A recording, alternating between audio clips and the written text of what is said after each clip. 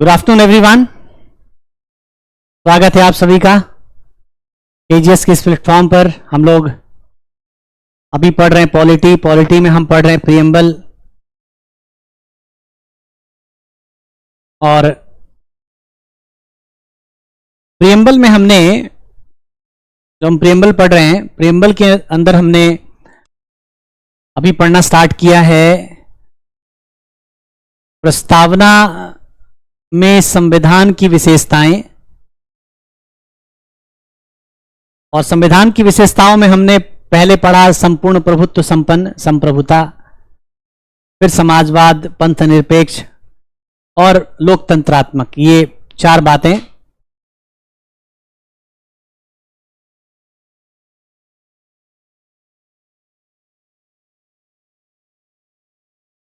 हमने पढ़ लिया है। तो ये हमने यहां पर प्रस्तावना में संपूर्ण प्रभुत्व संपन्न मतलब संप्रभुता, समाजवाद, संप्रभुता, समाजवादी,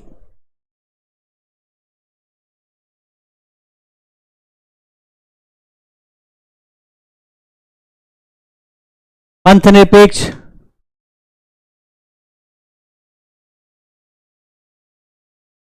निरपेक्ष, लोकतंत्रात्मक, ये बातें हमने पढ़ी हैं। अभी वैसे हमने लोकतंत्रात्मक तक मैंने आपको पढ़ाया है,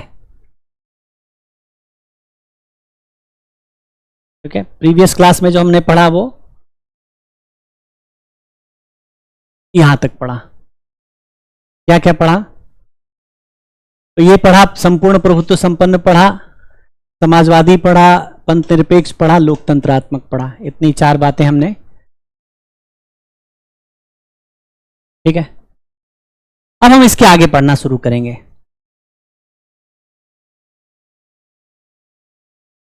तो ये संविधान की प्रकृति है, ये बातें संविधान की प्रकृति है।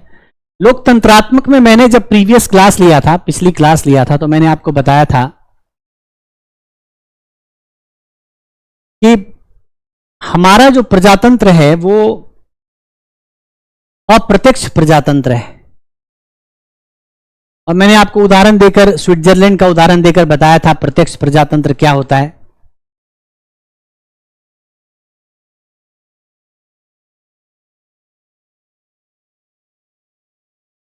तो प्रत्यक्ष प्रजातंत्र छोटे देशों में या कम जनसंख्या वाले क्षेत्र में संभव है। बड़े प्रजातंत्रों में अप्रत्यक्ष प्रजातंत्र चलता है। अप्रत्यक्ष प्रजातंत्र को हम परोक्ष प्रजातंत्र या प्रतिनिधि प्रजातंत्र भी कहते हैं। जब हम बात करते हैं अप्रत्यक्ष प्रजातंत्र की,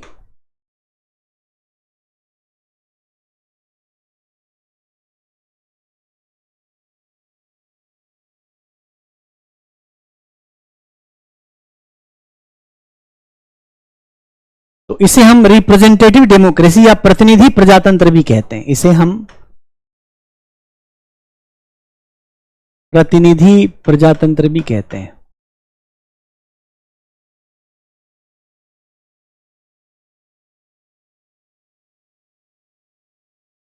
यानी रिप्रेजेंटेटिव डेमोक्रेसी, इसको कहते हैं रिप्रेजेंटेटिव डेमोक्रेसी।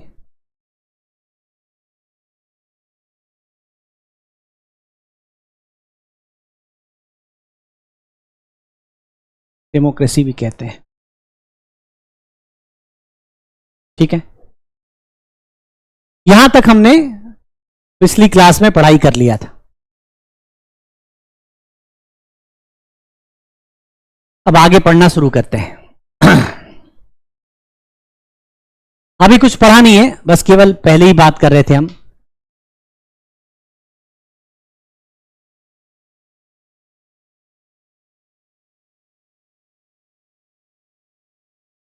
जो टॉपिक लिखाया था उसी को पढ़ा रहे हैं।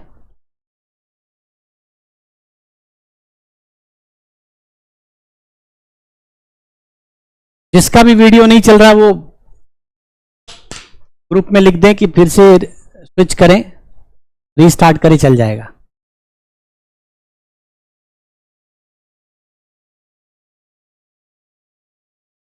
तो भारत में अप्रत्यक्ष प्रजातंत्र काम कर रहा है।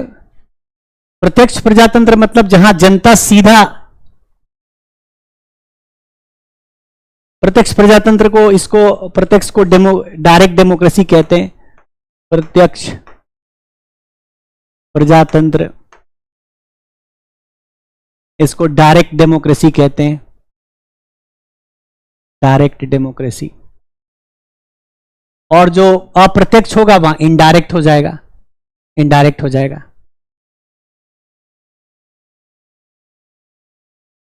कल टेक्निकल प्रॉब्लम की वजह से क्लास बंद थी, बहुत बड़ी समस्या बिजली की आ गई थी, बारिश की वजह से डिस्टरबेंस होता है कई बार। मैं तो वेट करके तकनीकी समस्या खत्म हो जाए मैं गया।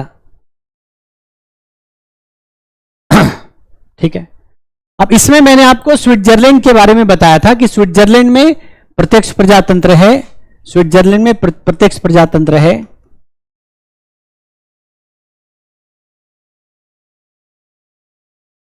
यहां पर है। और भारत में इसका उदाहरण मैंने आपको बताया था, डायरेक्ट डेमोक्रेसी का इंडिया में एग्जाम्पल मैंने बताया था। एक तो ग्राम सभा,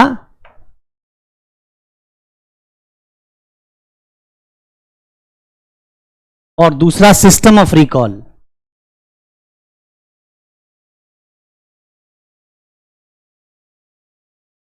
दो उदाहरण मैंने बताए थे।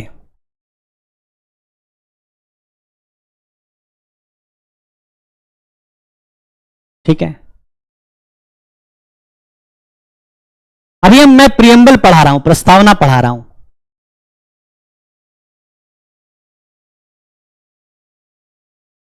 कभी कभी क्लास डिस्टर्ब हो जाती है, हम ह्यूमन बीइंग हैं, कभी हो सकता है सर की तबीयत खराब हो, क्लास नहीं ले पाए, बिजली चली जाए पूरी, इंटरनेट शट डाउन हो जाए, क्या करेंगे? अगर सिस्टम खराब हो जाए तो कैसे क्लास लेंगे?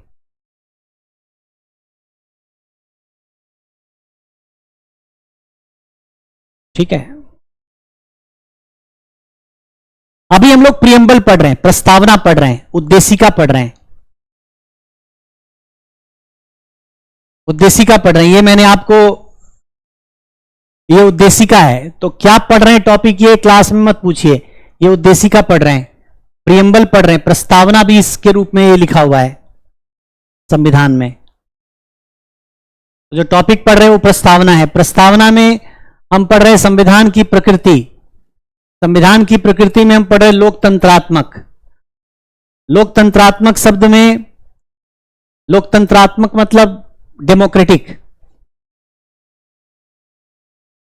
डेमोक्रेटिक इसे कहते हैं।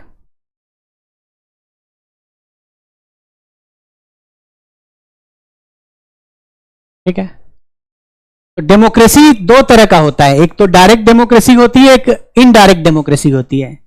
डायरेक्ट डेमोक्रेसी कहां पर है? स्विट्जरलैंड में है।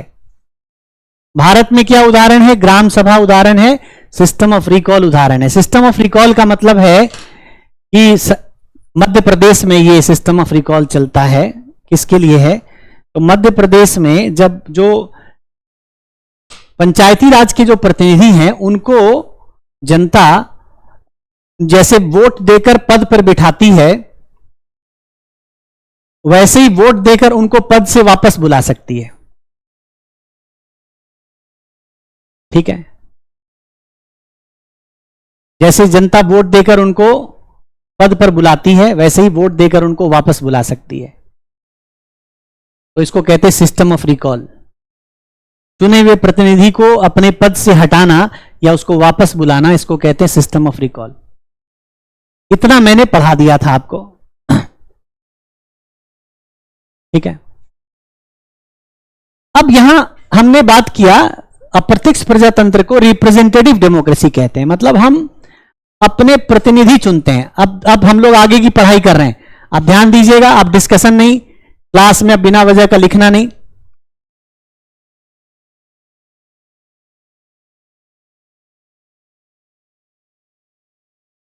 ठीक है, अब ध्यान से पढ़िए, आगे की पढ़ाई अब हो रही है। बाकी के आपके सवालों का जवाब जब बैच पूरा होने वाला रहेगा तब दूंगा। तो इसमें प्रजातंत्र कैसे चलता है, तो हम अपने जनता अपने प्रतिनिधि चुनती है, जनता अपने प्रतिनिधि चुनती है।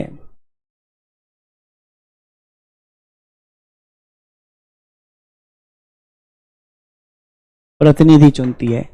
तो कैसे प्रतिनिधि चुनती है, तो एमएलए चुनती है। एमएलए आप जानते हैं, member of legislative assembly. MP चुनती है, एमपी चुनती है। सरपंच चुनती है, सरपंच ये पंचायत के लेवल पर होता है। एमएलए चुनती है,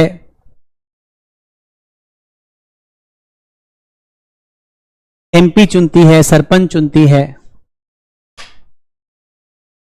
जिसकी क्लास में कोई डिस्टरबेंसेस है तो उसका कारण टेक्निकल हो सकता है। अभी बारिश का मौसम है तो कई बार इंटरनेट फ्लक्चुएशंस की वजह से भी दिक्कत होती है। आप लोग फिर से दोबारा अपना इंटरनेट कनेक्शन फ्रेश करें। यहां पर क्लास प्रॉपरली चल रही है, ठीक है। एमएलए कौन होता है ये नहीं पता, बताओ, इतने बड़े हो गए आप लोग। Member of legislative assembly MLA. विधायक इसको हिंदी में कहते हैं, इसको विधायक कहते हैं। अब ये भी नहीं पता एमएलए कौन है।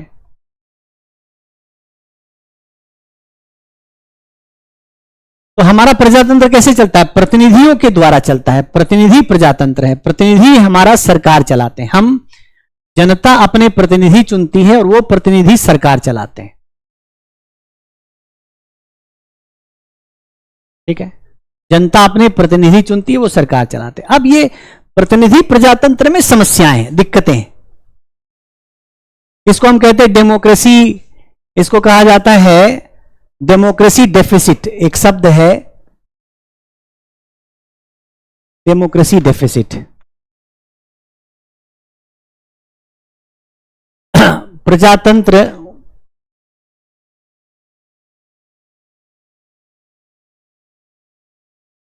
हानि, इसके लिए अंग्रेजी शब्द ही लिखना उपयुक्त है, ठीक है। डेमोक्रेसी डेफिसिट का मतलब हुआ कि प्रजातंत्र में कमियां हैं, इसके अंदर सीमाएं हैं, इसकी कमियां हैं, कमियां हैं।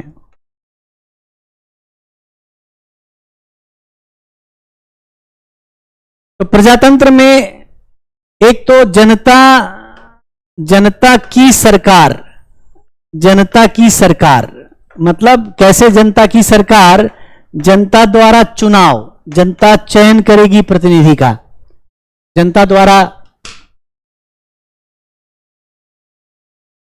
प्रतिनिधि का चुनाव किया जाएगा।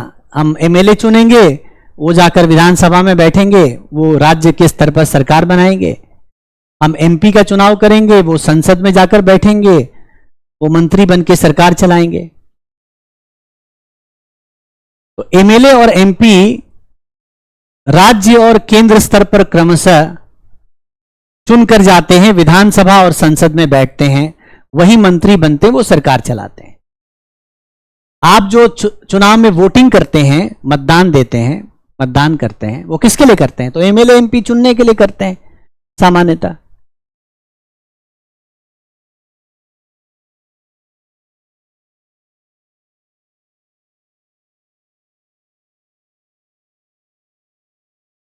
ये जो चुनाव होता है, इस चुनावी प्रक्रिया में भी दिक्कतें हैं, इस चुनाव की प्रक्रिया में भी समस्याएं हैं।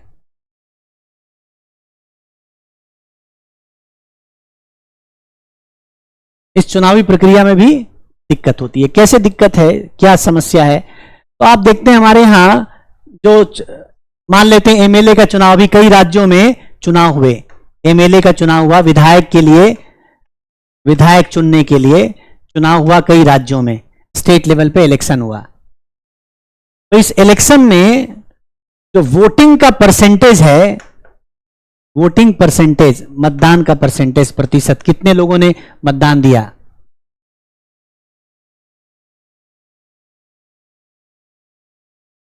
अभी बस शुरू ही किया, रिपीट करने जैसा कुछ बहुत पढ़ाया नहीं है।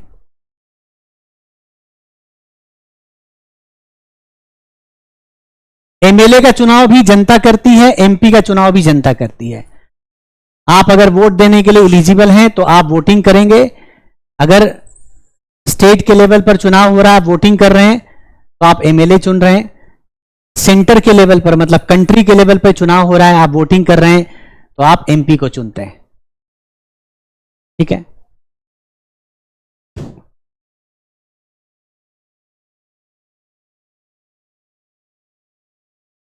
और जो मैं लिख रहा हूं, अगर आप उसको शॉर्ट नोट्स बनाकर लिख सकते हैं तो लिख लीजिए। जो मैं लिखाऊंगा वो तो आपको लिखना ही पड़ेगा। ये केवल समझाने के लिए बता रहा हूं। अगर लिख लें तो अच्छी बात है, नहीं तो ध्यान से सुने। मैंने अभी कुछ नहीं पढ़ाया है। मैंने पढ़ाया भारत में अप्रत्यक्ष प्रजातंत्र चलता है। अप्रत्यक्ष प्रजातंत्र में प्रतिनिधि प्रजातंत्र मतलब रिप्रेजेंटेटिव हम चुनते हैं। जनता रिप्रेजेंटेटिव चुनती है, प्रतिनिधि चुनती है, जो सरकार बनाते हैं। ठीक है। तो जनता अपने प्रतिनिधि चुनती है। कैसे? एमएलए के रूप में चुनती है, एमपी के रूप में चुनती है, सरपंच के रूप में चुनती है। एमएलए कहां चुनते हैं? राज्य में चुनते हैं। एमएलए राज्य में चुनते हैं। एमपी केंद्र के स्तर पर चुनते हैं।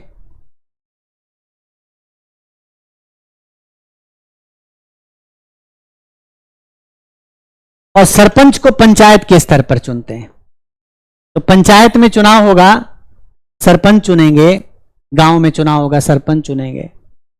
राज्य के स्तर पर चुनाव होगा, एमएलए चुनेंगे। केंद्र के स्तर पर चुनाव होगा, एमपी चुनेंगे।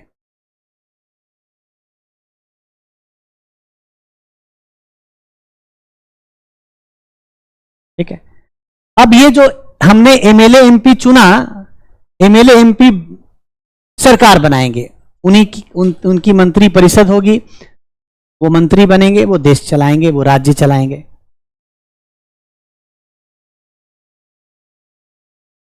ठीक है। एमपी मतलब मेंबर ऑफ पार्लियामेंट। एमपी का मतलब ये सब बातें, छोटी छोटी बातें अगर आप नहीं जानते हैं, आप कैसे तैयारी करेंगे। एमएलए का मतलब विधायक, एमपी का मतलब सांसद, सांसद मतलब संसद सदस्य। Member of parliament. अब ये जो चुनाव प्रक्रिया है, इसमें भी समस्याएं हैं, दिक्कतें हैं। इसको हम कह रहे हैं प्रजातंत्र की कमी, प्रजातंत्र की हानि, प्रजातंत्र में हानि, प्रजातंत्र में कमी। तो पहली कमी क्या है? वोटिंग परसेंटेज की समस्या है। अब देखिए, ज्यादातर राज्यों में जो चुनाव होता है 60% लोग वोट करते हैं, एवरेज, अप्रोक्स। कहीं पर 60% वोटिंग हो रही है, कहीं पर 70% वोटिंग हो रही है। तो 100 में से 100 लोग वोट देने के लिए योग्य हैं, पर उसमें से 60 ही लोग वोट कर रहे हैं।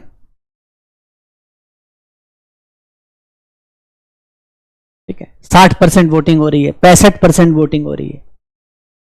अब इसमें से 60-65% की वोटिंग हुई। अब मान लेते हैं ए, बी और सी तीन लोग चुनाव में हैं, तीन लोग चुनाव मैदान में हैं, तीन प्रत्याशी हैं। तो ए को मिला 35% वोट, ए को मिला 35% वोट, बी को मिला 25% वोट, सी को मिला 10% वोट। तीन लोग चुनाव मैदान में हैं, ए को मिला 35%, बी को मिला 25%, सी को मिला 10%। अब जिसको 35% वोट मिला है वो चुनाव जीत जाता है।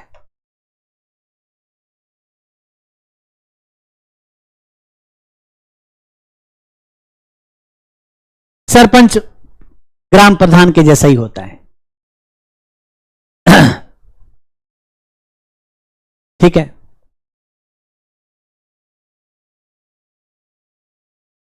एमपी प्रधानमंत्री बनेगा डेफिनेटली, और एमएलए मुख्यमंत्री बनेगा या और मंत्री बन सकता है।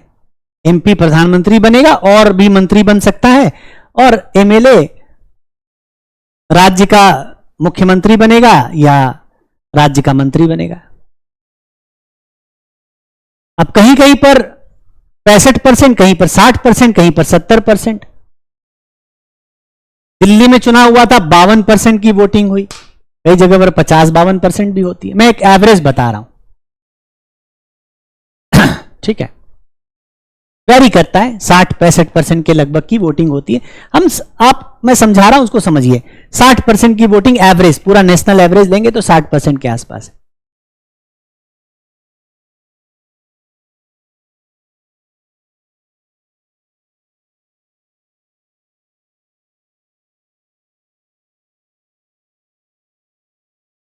तो ये जो 60% वोटिंग हुई, अब 3 लोग मान लीजिए चुनाव मैदान में हैं, तो 3 लोग चुनाव मैदान में, उसमें एक को 35% मिला, एक को 25%, सॉरी, अच्छा ये मैंने कैलकुलेशन आप बता रहे 60 हो गया, इसको 15 कर देते हैं समझाने के लिए, केवल समझाने के लिए, कुछ वैसा नहीं है। एक को 15% मिला, एक को 10%, ये आप कहना चाह रहे हैं, ठीक है, कर दिया मैंने सुधार। तो अब इसमें ये जो 60% में जिसको 35% मिला वो जीत गया।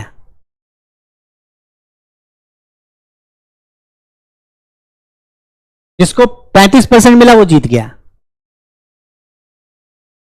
मतलब 50% भी जनता का समर्थन नहीं है, वो जीत गया, वो एमएलए बन गया, वो एमपी बन गया। जिसको 50% लोगों ने वोट नहीं दिया वो चुनाव जीत गया, वो हमारा प्रतिनिधित्व कर रहा है, वो हमारे प्रजातंत्र में हमारा प्रतिनिधि बन के सरकार बना रहा है।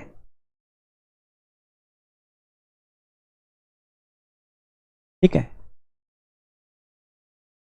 दूसरी बात, मतलब हमारा प्रजातंत्र कैसा है? प्रतिनिधि प्रजातंत्र है, प्रतिनिधि प्रजातंत्र है, हमारे प्रतिनिधि सरकार चलाते हैं। अब प्रतिनिधि जो चुने जा रहे हैं उसमें दिक्कत क्या आ रही है कि वो 50% जनसंख्या का भी बहुमत नहीं रखते। जो शासन करने वाली पार्टी होती है उसके पास कुल राज्य की जनसंख्या का 44%, 42%, 38% वोट होता है।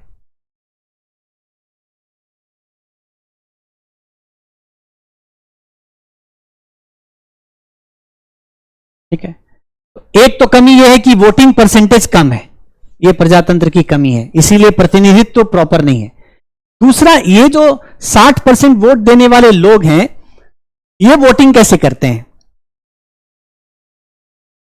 ऊपर प्रजातंत्र हानि लिखा हुआ है, हानि, डेफिसिट लिखिए, डेफिसिट मतलब हानि, कमियां, सीमाओं को कहा जाता है।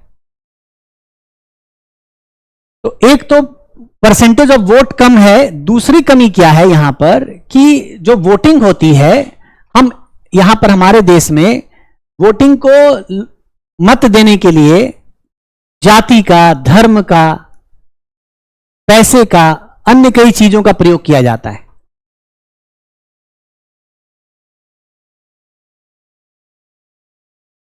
ठीक है। तो वोटिंग जो हो रही है, मतदान जो हो रहा है, उसमें जाति प्रयोग हो रहा है, जाति के नाम पर वोट हो रहा है, धर्म के नाम पर वोटिंग हो रही है, पैसा देकर वोटिंग होती है। देखा आपने कि चुनाव में पैसा बंटता है, चुनाव के पहले 500-500 रुपए बांटे गए वोटर्स को, 1000-1000 रुपए बांटे गए वोटर्स को, तो मतदान करने वाला पैसा लेता, वोटिंग करता है।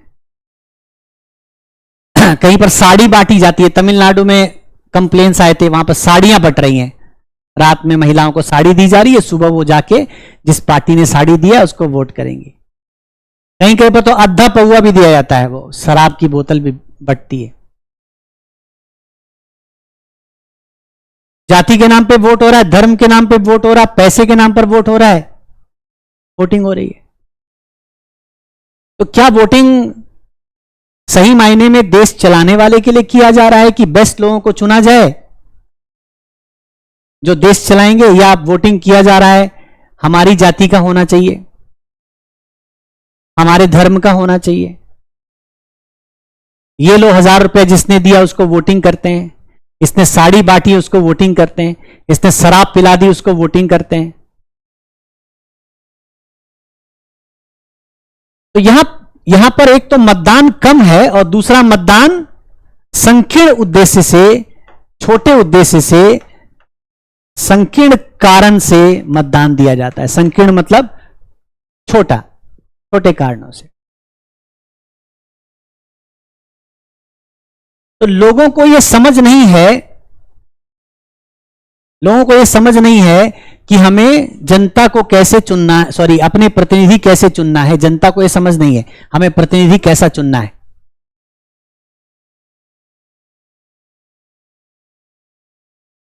उनको समझ नहीं है। शिक्षा का अभाव है, पिछड़ापन है, लोगों में जागरूकता नहीं है, कई सारी कमियां हैं। इसीलिए चुनाव की प्रक्रिया में कमी है। तो यहां जो हमारे प्रतिनिधि प्रजातंत्र में प्रतिनिधि चुन कर आ रहे हैं, प्रतिनिधि प्रजातंत्र में जो प्रतिनिधि चुन कर आ रहे हैं, जनता जिसको चुन रही है, इसी स्तर पर समस्याएं।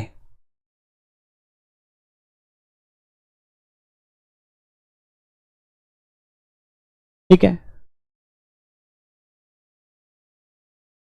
तो लोकतंत्रात्मक शब्द का प्रयोग यहां पर कर दिया गया। हमारे संविधान में प्रस्तावना में लोकतंत्रात्मक शब्द का प्रयोग कर दिया गया कि हमारा देश लोकतंत्रात्मक है, प्रजातांत्रिक है।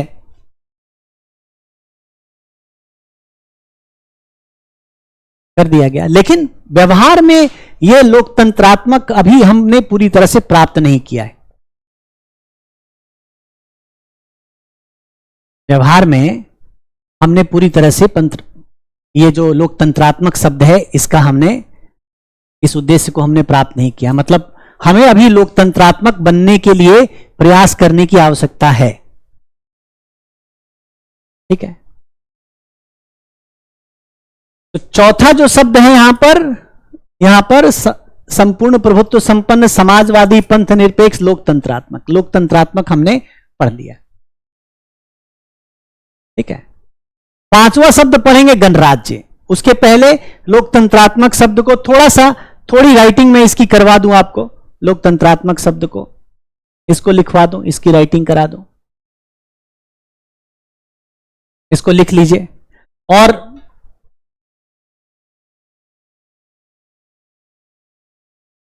बिना वजह के चैट में बार बार बता रहा हूं, बिना वजह के डिस्टर्बिंग चैट नहीं करें। आपस में बात करने के लिए ग्रुप नहीं है, यह क्लास का ग्रुप है।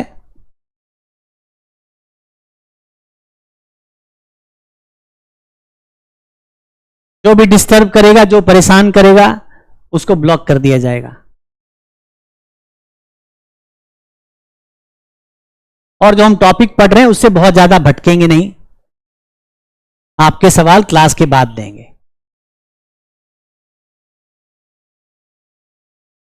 कांग्रेस जनता पार्टी पे अभी टिप्पणी करने का समय नहीं आया है। जब आएगा तो मैं जरूर चर्चा करूंगा। जो भी चैट में बिना वजह लिखेंगे उनको ब्लॉक करने में जरा भी समय नहीं लगेगा। केजीएस के टेक्निकल और एकेडमिक टीम दोनों लोग बैठकर चैट को पढ़ते हैं। वो भी ब्लॉक कर सकते हैं, मैं भी ब्लॉक कर सकता हूं।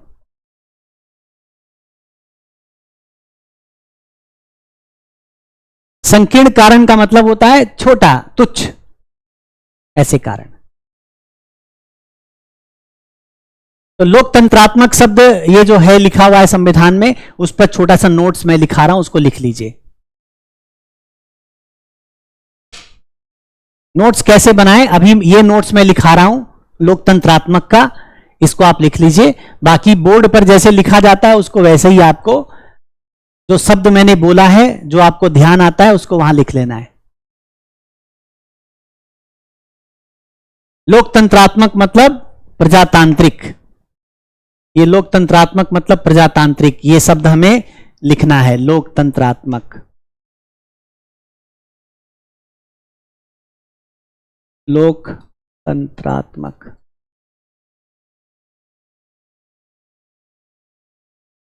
लिखिए।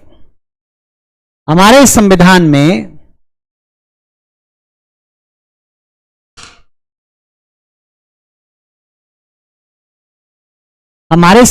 में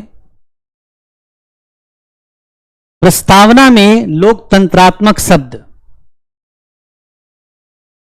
हमारे संविधान में प्रस्तावना में लोकतंत्रात्मक शब्द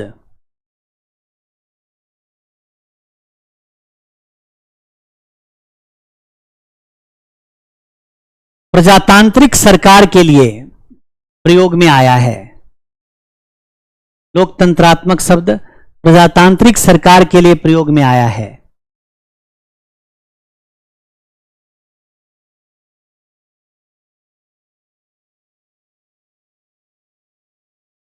प्रजातांत्रिक सरकार के लिए प्रयोग में आया है। इसका अर्थ है, इसका अर्थ है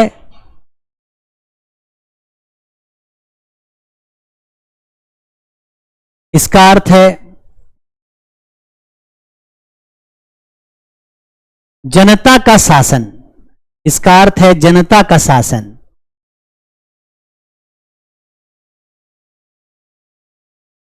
इसका अर्थ है जनता का शासन।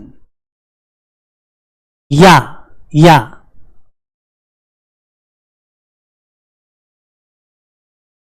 जनता की सरकार, जनता की सरकार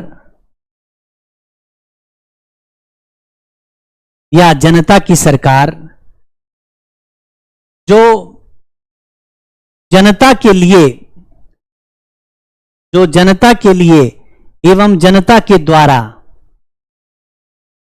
जनता की सरकार जो जनता के लिए एवं जनता के द्वारा संचालित हो।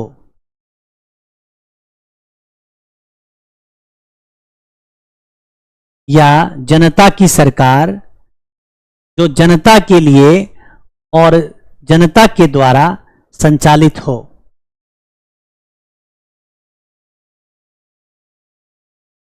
पैराग्राफ चेंज कीजिए, पैराग्राफ बदल के लिखिए।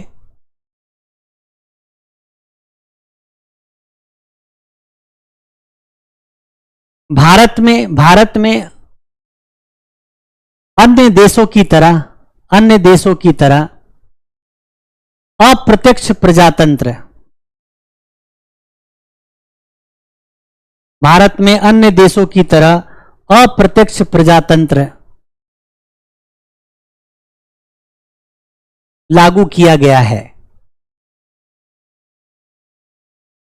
अप्रत्यक्ष प्रजातंत्र लागू किया गया है।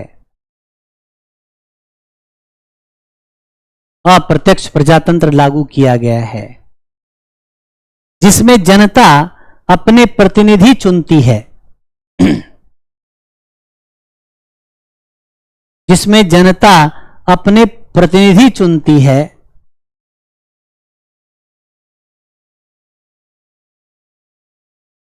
जिसमें जनता अपने प्रतिनिधि चुनती है और वो प्रतिनिधि सरकार चलाते हैं, और वो प्रतिनिधि सरकार चलाते हैं।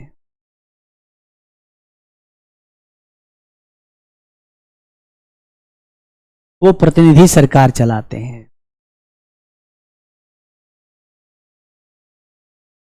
प्रत्यक्ष प्रजातंत्र में, प्रत्यक्ष प्रजातंत्र में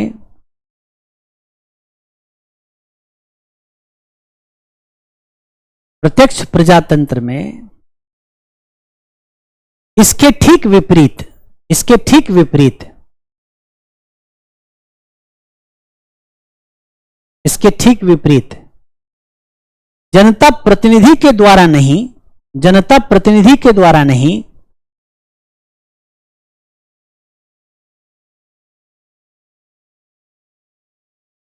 बल्कि सीधा शासन करती है।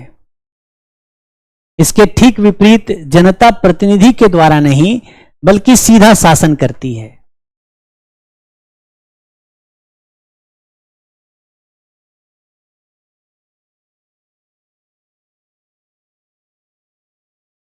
अब नीचे नीचे हेडिंग डाल दीजिए डेमोक्रेसी डेफिसिट, प्रजातंत्र हानि।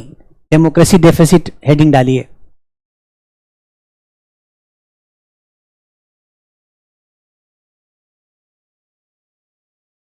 हमारे देश में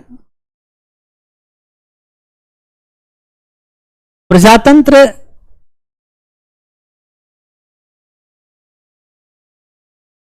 अपनी पूर्ण अवस्था को प्राप्त नहीं कर पाया है।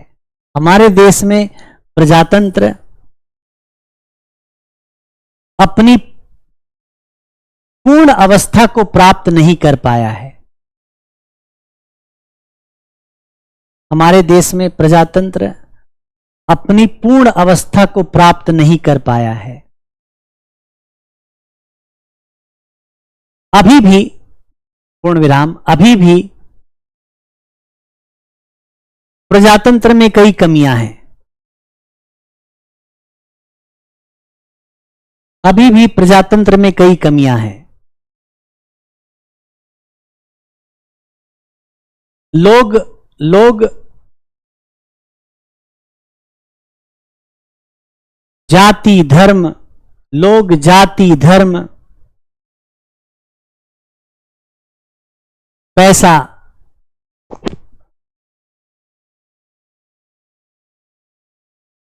या अन्य भौतिक वस्तुओं के लिए, लोग जाति धर्म पैसा या अन्य भौतिक वस्तुओं के लिए मतदान करते हैं, मतदान करते हैं।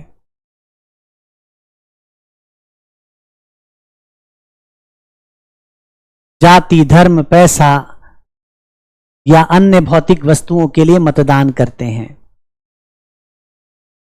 मतदान का प्रतिशत भी बहुत कम है, मतदान का प्रतिशत भी बहुत कम है।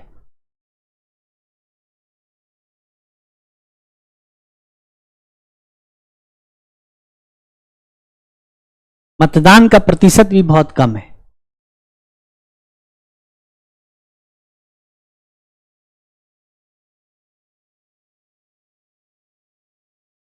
यही नहीं, चुने हुए नेता,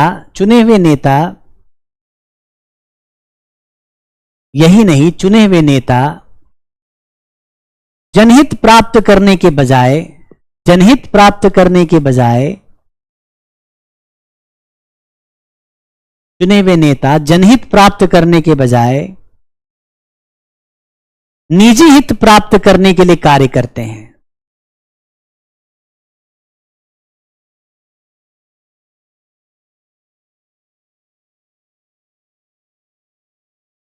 चुने हुए नेता जनहित प्राप्त करने के बजाय निजी हित प्राप्त करने के लिए कार्य करते हैं।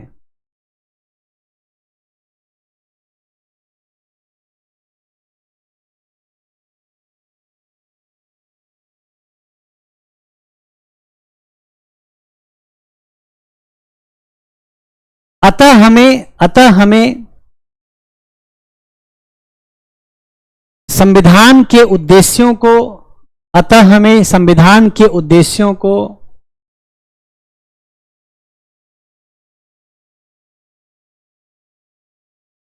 अतः हमें संविधान के उद्देश्यों को प्राप्त करने के लिए, अतः हमें संविधान के उद्देश्यों को प्राप्त करने के लिए प्रजातंत्र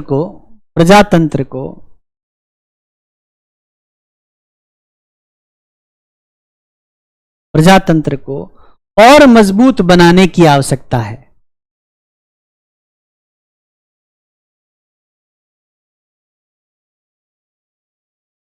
और मजबूत बनाने की आवश्यकता है।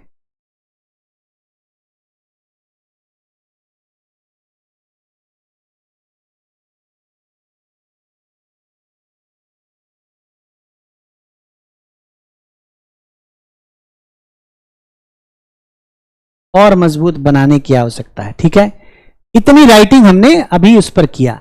ममता, ये बार बार आप मैसेज डाल रही हैं, ममता से मैं कह रहा हूं, बार बार मैसेज डाल रही हैं।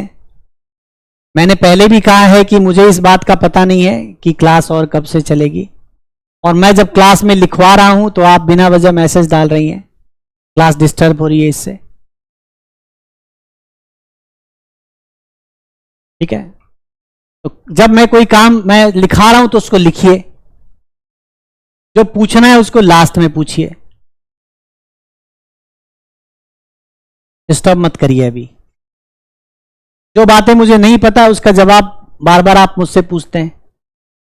मैं क्लास कब ले पाऊंगा मैं बता सकता हूं, बाकी टीचर कब क्लास लेने के लिए किनके पास कब शेड्यूल अवेलेबल है किस टीचर के पास में, वो उनको पता है, क्योंकि टीचर्स और भी बैचेस पढ़ाते हैं। ठीक है, तो मुझे लगता है कि इससे संबंधित जो मैंने लिखाया है उससे आपको जानकारी मिल गई होगी।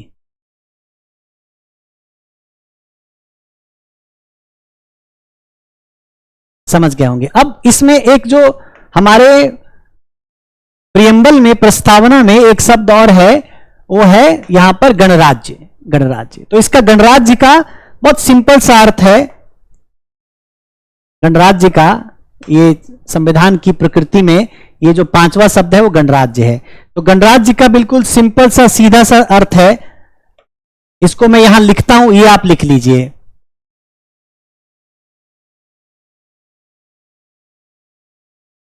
गणराज्य का अर्थ है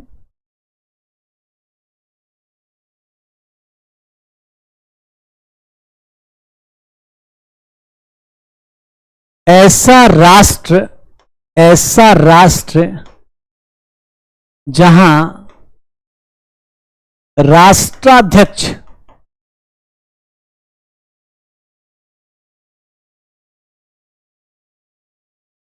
चुना हुआ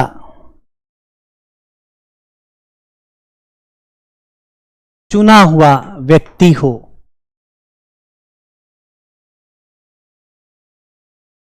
ऐसा राष्ट्र जहां राष्ट्राध्यक्ष चुना हुआ व्यक्ति हो, इसको लिख लीजिए।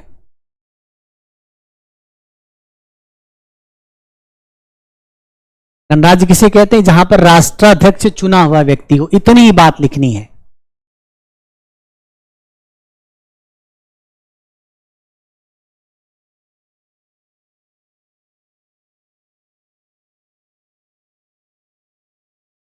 नहीं, डेमोक्रेसी शब्द, लोकतंत्रात्मक शब्द 42वें संशोधन से नहीं आया। पहला समाजवादी, दूसरा पंथ निरपेक्ष, ये आया 42वें से। ओरिजिनल कॉन्स्टिट्यूशन में था संपूर्ण प्रभुत्व संपन्न लोकतंत्रात्मक गणराज्य, बाद में जुड़ा संपूर्ण प्रभुत्व संपन्न समाजवादी पंथ निरपेक्ष लोकतंत्रात्मक गणराज्य।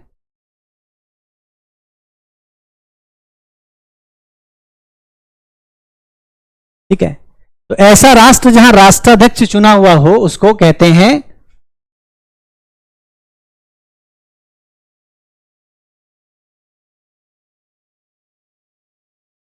गणराज्य कहते हैं। तो गणराज्य को अंग्रेजी में रिपब्लिक कहा जाता है, रिपब्लिक। इतनी बात ही इसमें आपको लिखनी है। अब ये बताता हूं, भारत जैसे गणराज्य है तो भारत का राष्ट्राध्यक्ष कौन है?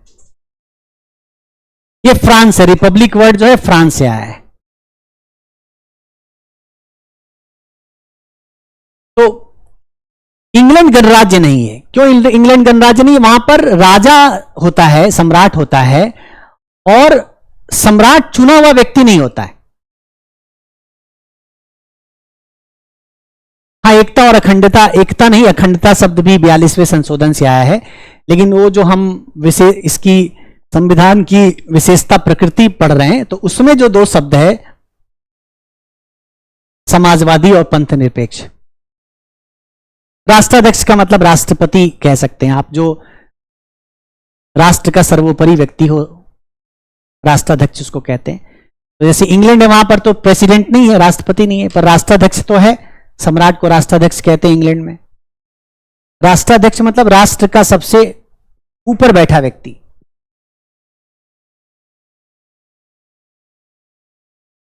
भारत के संदर्भ में राष्ट्रपति। ठीक है, हाँ, गणतंत्र और गणराज्य दोनों एक ही बात है। ठीक है, पंथ निरपेक्ष में पढ़ा चुका हूं। तो हमारे यहां राष्ट्रपति चुना हुआ व्यक्ति है, भारत का राष्ट्रपति चुना हुआ व्यक्ति है।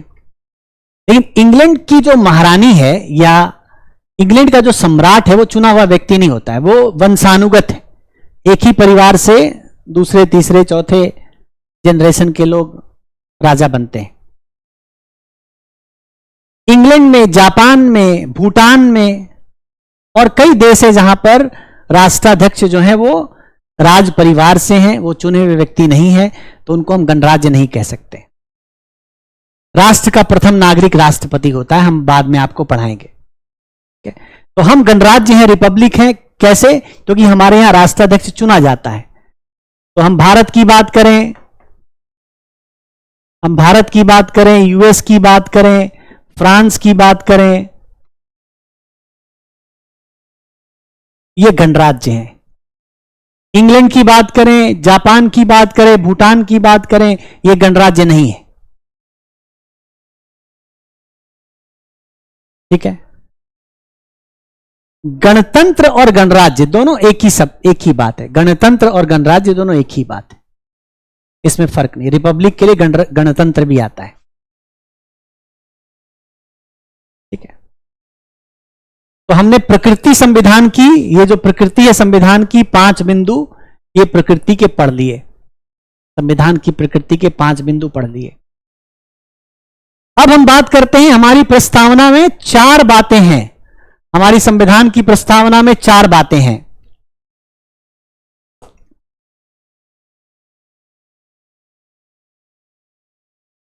सत्ता के स्रोत ये पढ़ा चुका, संविधान की प्रकृति ये पढ़ा चुका। अब पढ़ाएंगे संविधान के उद्देश्य। संविधान के उद्देश्य अब हम पढ़ेंगे संविधान के उद्देश्य। हमारी प्रस्तावना में संविधान के उद्देश्य भी लिखे हुए हैं। हमारी प्रस्तावना में, संविधान की प्रस्तावना में संविधान का उद्देश्य भी लिखा हुआ है।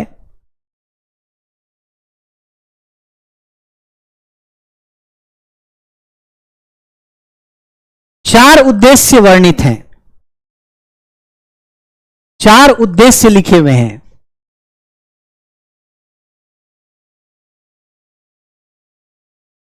पहला उद्देश्य है न्याय, दूसरा उद्देश्य है समता, तीसरा उद्देश्य है स्वतंत्रता, या पहले स्वतंत्रता लिख लीजिए, दूसरा स्वतंत्रता लिख लीजिए, तीसरा समता लिखेंगे। स्वतंत्रता, समता और चौथा बंधुत्व, बंधुता या बंधुत्व।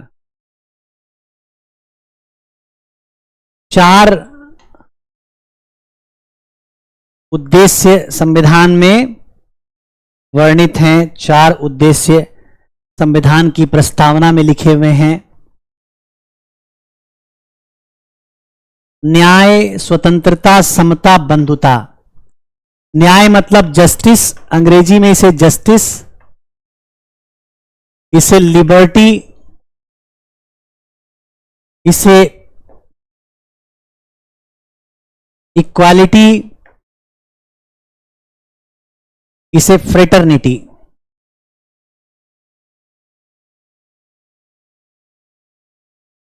लिखिए इसको।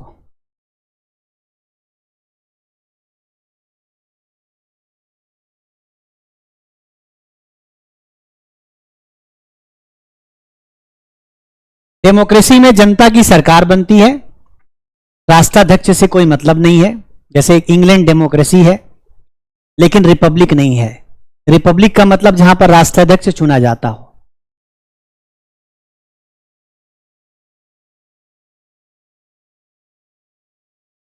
राजा केवल नाम मात्र का हो, ये राष्ट्रपति भी नाम मात्र का अध्यक्ष होता है।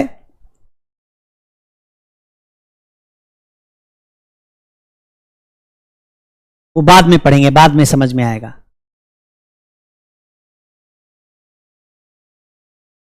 तो 4 संविधान के उद्देश्य लिखे हुए क्या क्या हैं? न्याय, स्वतंत्रता, समता, बंधुता। लिख लिया आपने? अब देखिए यहां पर न्याय शब्द, यहां पर ये जो शब्द लिखे हैं ये कैसे लिखा है? यहां लिखा है न्याय के बारे में, यहां लिखा है न्याय, यहां स्वतंत्रता, यहां समता, यहां बंधुता। 4 शब्द लिखे हैं। न्याय शब्द के सामने देखिए क्या लिखा है, सामाजिक, आर्थिक और राजनीतिक न्याय।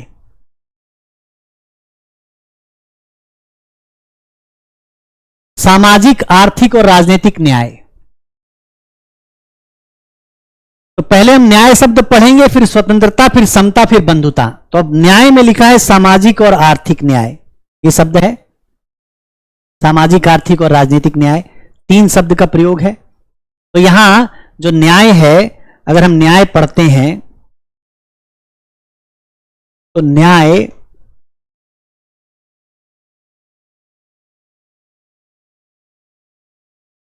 सामाजिक, आर्थिक, राजनीतिक,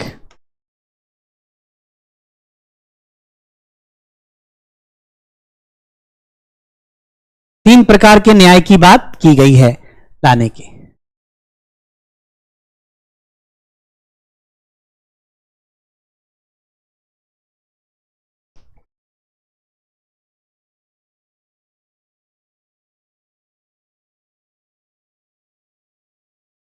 ज्योति, अभी इसमें लोकतांत्रिक का मतलब हुआ जहां पर जनता की सरकार हो, इंग्लैंड में है।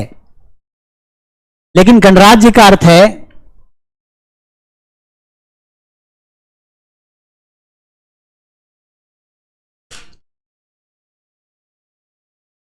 लोकतांत्रिक का अर्थ है जनता की सरकार, लोक गणराज्य का अर्थ है जहां पर सबसे ऊपर बैठा व्यक्ति चुना हुआ हो, उसको गणराज्य कहते हैं। ये फर्क है।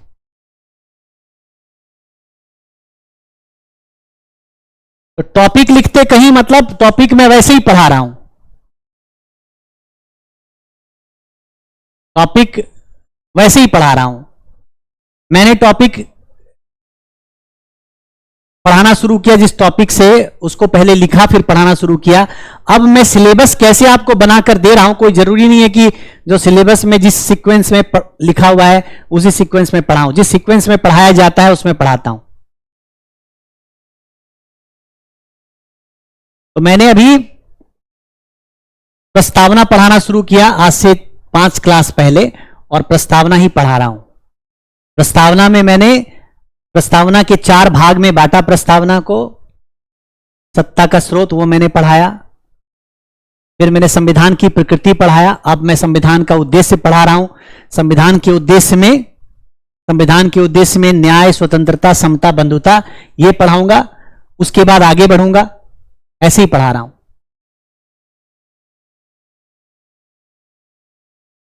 तो ये जो न्याय शब्द है यहां पर संविधान में जो वर्णित न्याय शब्द है, एक न्याय होता है जो न्यायपालिका करती है। बहुत ध्यान से आप लोग सुनेंगे अच्छे से मेरी बात को।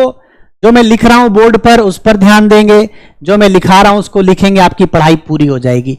आपको कहीं और से बहुत इधर उधर करने की जरूरत नहीं पड़ेगी। और एक प्रियम्बल पढ़ाया जाता है, एक ही लेक्चर में सब कुछ पढ़ा के छोड़ दो, खत्म कर दो, तो फिर आप परीक्षा देने के लिए बैठेंगे तो आप एग्जाम नहीं दे पाएंगे। तो इसलिए बहुत ध्यान से पढ़िए। न्याय शब्द जो है, एक तो हम न्याय शब्द के बारे में पढ़ते हैं जो न्यायपालिका न्याय करती है। जैसे जज बैठता है कोर्ट में और वो न्याय करता है, एक तो वो न्याय होता है। लेकिन जज के अलावा सरकार भी न्याय कर सकती है,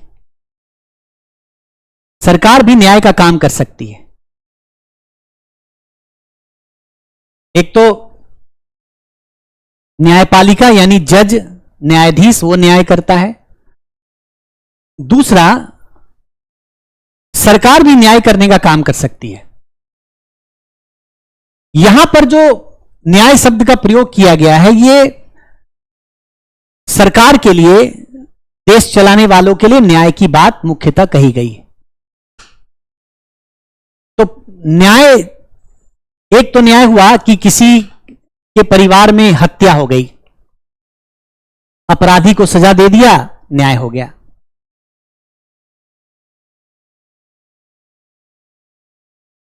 तो एक तो न्याय न्यायपालिका कर रही है, मतलब जज कर रहा है। दूसरा न्याय सरकार कर रही है। कैसे कर रही है? तो सरकार जब आय की असमानता को, इनकम के डिफरेंस को भरती है सामाजिक कार्यक्रमों के द्वारा, तो न्याय करती है, आर्थिक न्याय करती है। तो संविधान में अगर कोई प्रावधान किया गया है, जैसा कि प्रावधान कि जाति के आधार पर भेदभाव को खत्म कर दिया जाएगा, पुरुष और महिला को समान बना दिया जाएगा, तो ये सामाजिक न्याय है। पुरुष और महिला के भेद को हमारे संविधान में खत्म किया गया। सरकार भी कार्यक्रम चलाकर महिलाओं के सशक्तिकरण के लिए प्रयास करती है। यह सामाजिक न्याय है। समाज में आय के अंतर को गलत कम किया गया, दूर किया गया। इनकम के डिफरेंस को, इनकम के गैप को कम किया गया। यह आर्थिक न्याय है। महिलाओं को, एससी एसटी को इलेक्शन प्रक्रिया में, चुनाव की प्रक्रिया में सीट रिजर्व करके दिया गया। यह राजनीतिक न्याय है। जैसे भी महिला सशक्तिकरण एक अधिनियम पारित हुआ था पहले, अभी उसको फिर से नहीं पारित किया जा सका कि संसद में 1/3 महिलाओं को रिजर्वेशन मिलेगा संसद की सीटों में। तो यह जो अधिनियम है जिससे महिला को राजनीतिक प्रतिनिधि का अधिकार मिल रहा है,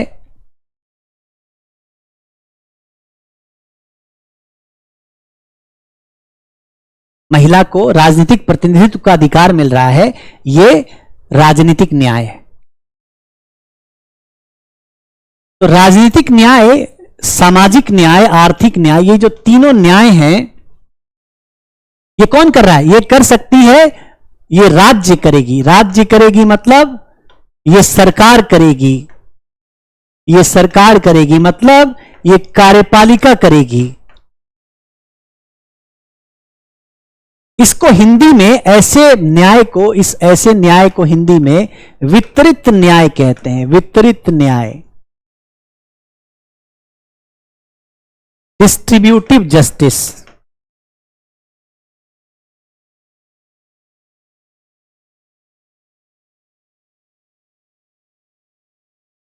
समाज में असमानता को दूर करके जो न्याय किया जाता है उसको वितरित न्याय कहा जाता है।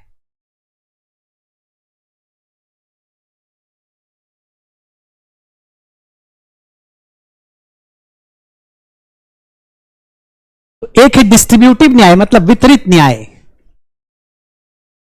वितरित न्याय क्या है? जब समाज के संसाधन का वितरण ऐसे किया जाए, समाज के संसाधन का वितरण ऐसे किया जाए, किसी के साथ भेदभाव ना हो, सबको उचित अवसर मिले, सभी का विकास हो, सभी का कल्याण हो, तो ऐसे न्याय को वितरित न्याय कहते हैं। वितरित न्याय क्या है? वितरित न्याय क्या है? वितरित न्याय में सभी को समानता के अवसर मिलते हैं, सभी को कल्याण के अवसर मिलते हैं, असमानता को भरने का काम किया जाता है, तो यह वितरित न्याय कहलाता है। और एक न्याय होता है, एक न्याय होता है उसको दंडात्मक न्याय कहते हैं। दंडात्मक न्याय, प्यूनिटिव जस्टिस।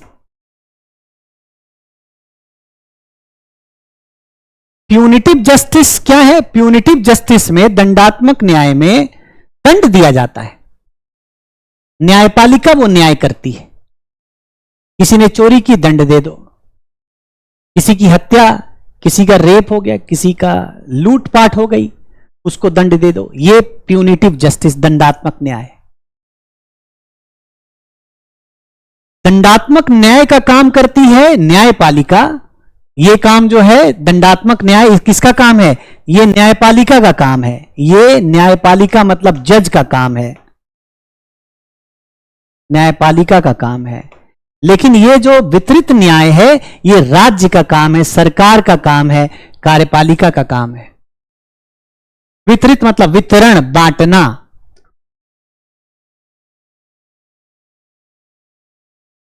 ठीक है, बांटना मतलब समानता के संसाधन को, पदों को समान रूप से ऐसे बांटना, सबका विकास हो, पिछड़ों का कल्याण हो, गरीब का भला हो, महिलाओं के हित में हो।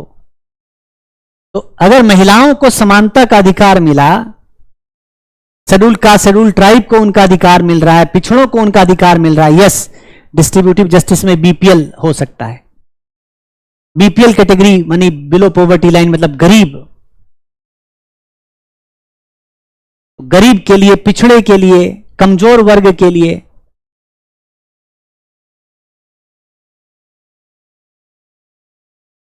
ऐसा न्याय सामाजिक, आर्थिक और राजनीतिक न्याय कहलाता है।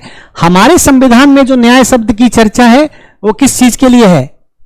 न्याय शब्द की चर्चा किसके लिए है? वितरित न्याय के संदर्भ में है, ऐसे न्याय के संदर्भ में है।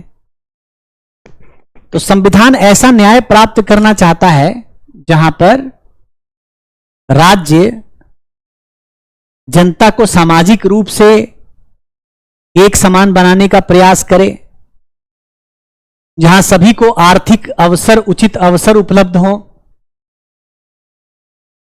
जहां राजनीति में कोई पिछड़ा ना रह जाए, और जो पिछड़ा है, गरीब है, कमजोर वर्ग है, दबा कुचला है, उसको उठाने का, उसको मुख्य धारा में लाने का, उसको सबके समान बनाने का प्रयास किया जाए। ऐसा न्याय वितरित न्याय कहलाता है। ऐसे न्याय की परिकल्पना हमारे संविधान में है।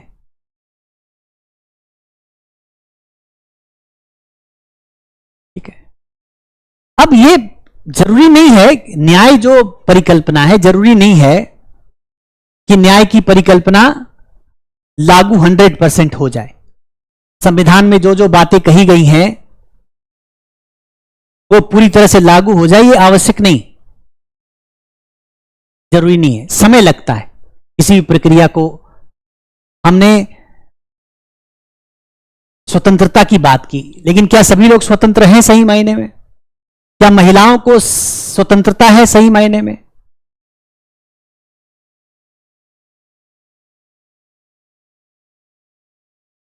तो सही मायने में सभी को स्वतंत्रता नहीं है, लेकिन स्वतंत्रता संविधान का उद्देश्य है।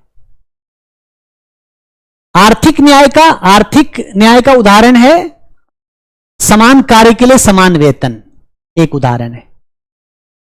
सरकार ने प्रावधान किया है कि महिला और पुरुष के बीच में भेदभाव ना हो। पहले क्या होता था कि पुरुष जो काम कर रहे हैं, दिहाड़ी पुरुष कर रहे हैं, रोजगार कर रहे हैं, तो उनको सैलरी मिल रही है, उनको वेज मिल रहा है, उनको मेहनताना मिल रहा है 500 रुपए।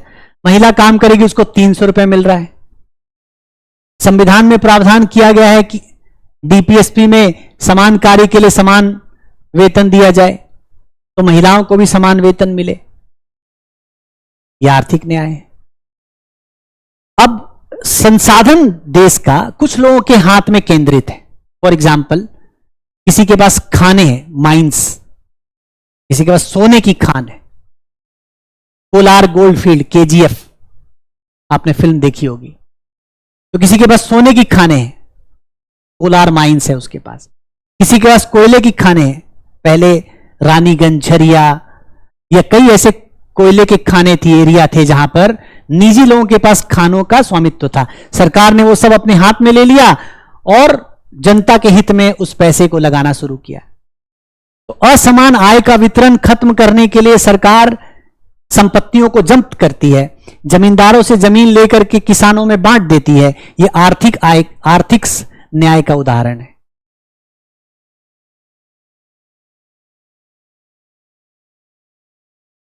तो सामाजिक न्याय, आर्थिक न्याय, राजनीतिक न्याय, यह संविधान इसकी बात करता है। प्यूनिटिव जस्टिस मतलब दंडात्मक, जो कोर्ट देता है। किसी ने चोरी की, डकैती की, मर्डर किया, तो उसको दंड देकर कोर्ट न्याय करती है, उसको प्यूनिटिव जस्टिस कहते हैं। ठीक है। अब ये जो शब्द हैं, ये जो सामाजिक, आर्थिक, राजनीतिक न्याय, ये जो शब्द हैं, ये बेसिकली यूएसएसआर में वहां के संविधान में, वहां की शासन प्रक्रिया में इसको पहले लाया गया था। ठीक है। हमें यह देखना है कि हमारे संविधान में वर्णित न्याय शब्द वाकई लागू है?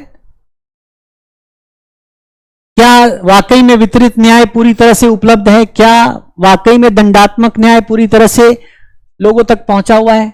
न्याय सभी को मिल रहा है?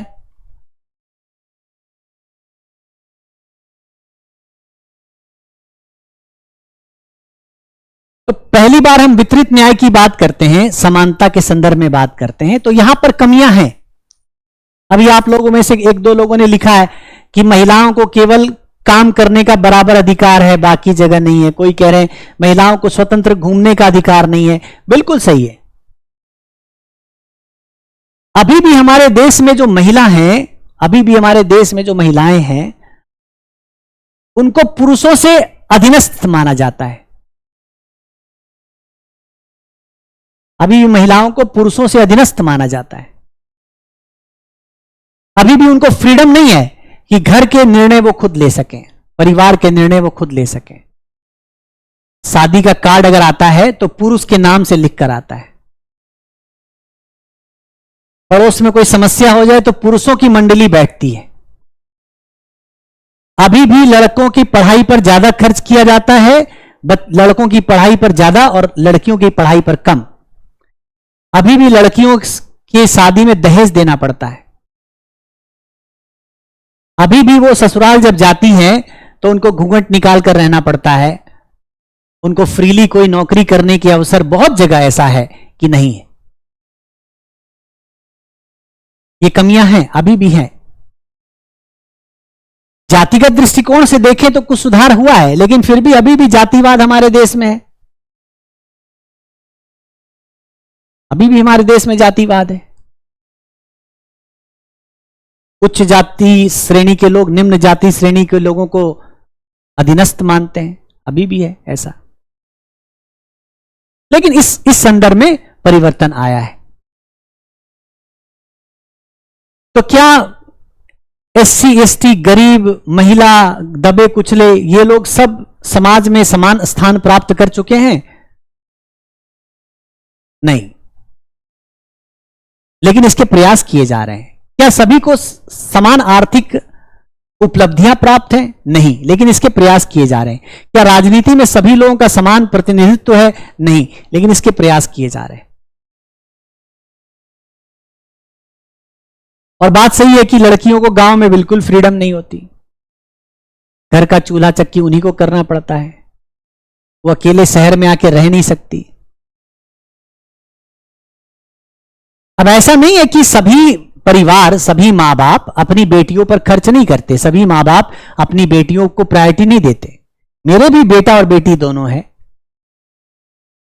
अगर मेरा बेटा मेरी बेटी को अगर ऊंची आवाज में बोलता है तो अपनी मां से पिटता है, खूब पिटाई खाता है ऊंची आवाज में बोलने पर। वो बड़ा है फिर भी। और बेटा बेटी में हम दोनों को बराबर मानते हैं, दोनों पर समान खर्च करते हैं, समान स्कूल में पढ़ते हैं। कोई भी कोर्स बेटा कर रहा है बेटी जरूर करती है। मैं अपनी बेटी को मार्शल आर्ट सिखाने के लिए भेजता हूं। ये लड़कों को जरूरत पड़े ना पड़े, लड़कियों को सेल्फ डिफेंस की जरूरत पड़ती है। वो मार्शल आर्ट सीखती है, भाई के साथ जाती है। बहुत से ऐसे मां बाप हैं जो अपनी बच्चियों को, बेटियों को, बहुत से ऐसे भाई हैं जो अपनी बहन को समान दर्जा देते हैं। लेकिन ऐसे बहुत से लोग हैं जो अपने बच्चियों को आज भी, बेटियों को आज भी अधीनस्थ समझते हैं। अभी भी ऐसा होता है। तो ऐसी ऐसी परिस्थिति में पूरी तरह से कुछ लोग तो हैं जिन्होंने बच्चियों को, लड़कियों को फ्रीडम दे रखा है। कुछ लोग तो हैं, कुछ कुछ गांव में, कुछ शहरों में फ्रीडम है, लेकिन सभी जगह ऐसा नहीं। अभी भी पिछड़ापन है, अभी भी महिलाओं के साथ अधीनस्थ बर्ताव है, अभी भी मेल डोमिनेटेड थिंकिंग है, अभी भी है।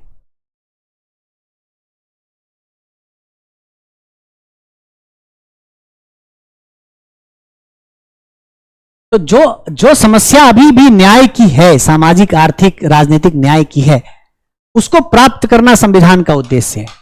अब प्रश्न उठता है कि क्या प्यूनिटिव जस्टिस इसके अंदर आएगा कि नहीं आएगा? तो अगर सामाजिक न्याय देना है तो उसमें दंडात्मक न्याय भी जरूरी है। एक व्यक्ति अपराध कर रहा है, दूसरा व्यक्ति अपराध का पीड़ित है, तो पीड़ित को न्याय नहीं दिलाएंगे तो सामाजिक न्याय कैसे प्राप्त होगा? तो यहां इसकी जरूरत है, दंडात्मक न्याय भी इसका हिस्सा है।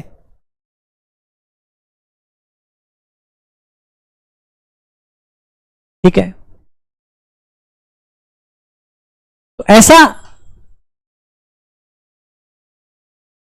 ऐसा यहां पर संविधान जो प्रावधान कर रहा है या जो उद्देश्य संविधान रखता है, उद्देश्य पूरी तरह से प्राप्त अभी नहीं है। आप अगर दंडात्मक न्याय की ही बात करें, कोर्ट का जस्टिस, कितने लोग हैं जो न्यायपालिका जा सकते हैं? पैसे नहीं है लोगों के पास, नहीं जा सकते। क्या कोर्ट उनके पास पहुंचता है? कोर्ट नहीं पहुंच सकता, वो कोर्ट नहीं जा सकते, न्याय नहीं मिल रहा है। जिसके पास पैसा है उसके पास बड़ा वकील है, जिसके पास ज्यादा पैसा उसके पास बड़ा वकील है। बड़ा वकील मतलब वो तुरंत केस जीत सकता है क्योंकि उसकी सेटिंग है, क्योंकि वो व्यक्ति, उसके साथ 20 सबऑर्डिनेट्स हैं जो रिसर्च कर रहे हैं। और गरीब आदमी के पास वकील को देने के लिए पैसा नहीं है। जिसके पास बड़ा वकील है वो केस जीतेगा, जिसके पास छोटा वकील है केस हारेगा। गरीब के पास बड़ा वकील करने के पैसे नहीं है।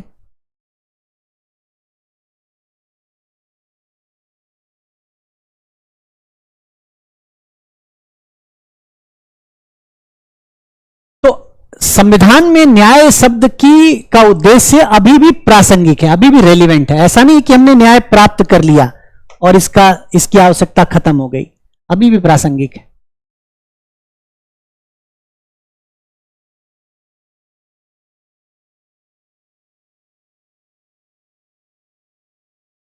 अब लिखिए इसके बारे में।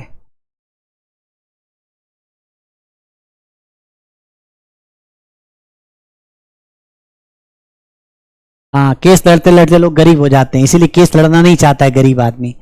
गरीब आदमी इसलिए न्याय प्राप्त नहीं कर पाता, क्योंकि न्याय कैसे प्राप्त करेगा? उसके पास वकील को देने के लिए पैसा है नहीं, तो केस लड़ नहीं सकता है। वो केस लड़ नहीं सकता तो भागता है।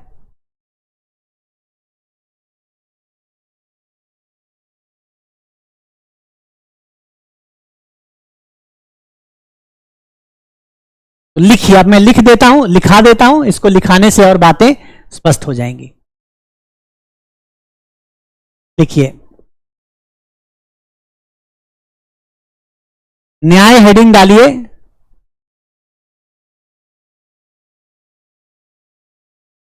संविधान की प्रस्तावना में लिखना शुरू कीजिए,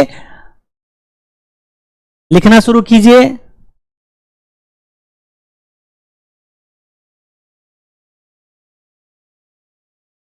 मैं सबका कमेंट देख रहा हूं। विक्की पासवान,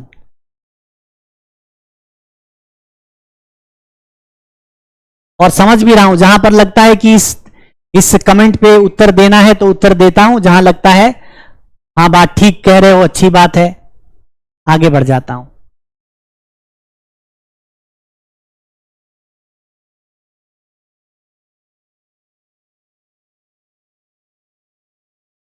अब हंसिता क्लास के खत्म होते समय बताऊंगा तुम्हारे सवाल का जवाब।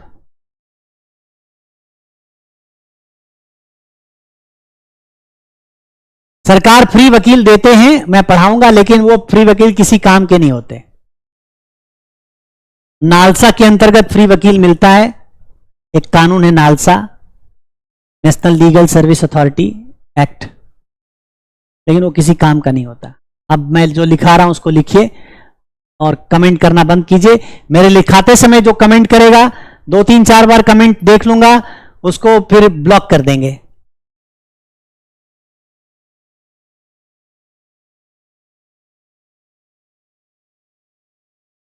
लिखिए, संविधान की प्रस्तावना में न्याय शब्द, संविधान की प्रस्तावना में न्याय शब्द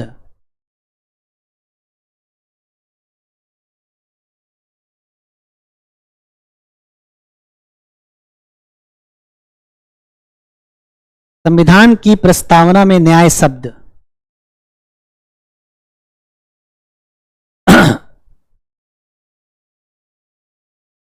एक समृद्ध समाज स्थापित करने, एक समृद्ध समाज स्थापित करने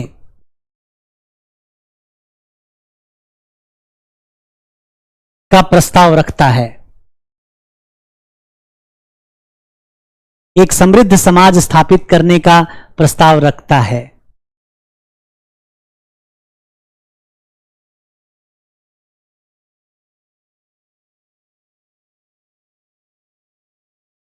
प्रस्तावना में सामाजिक, आर्थिक और राजनीतिक न्याय, प्रस्तावना में सामाजिक, आर्थिक और राजनीतिक न्याय,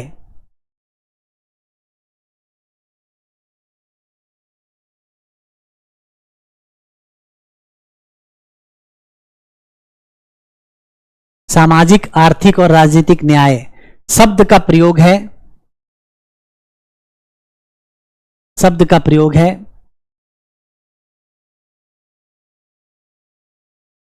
यह वितरित न्याय, यह वितरित न्याय की परिकल्पना है। यह वितरित न्याय की परिकल्पना है।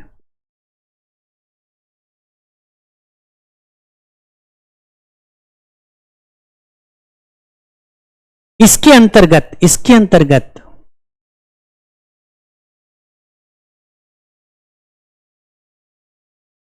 समाज के पिछड़े गरीब,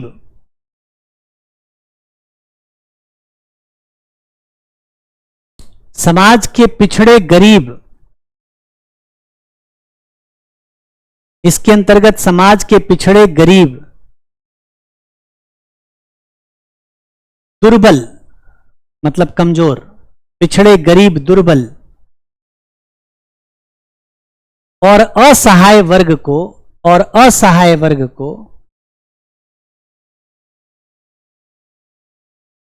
असहाय वर्ग को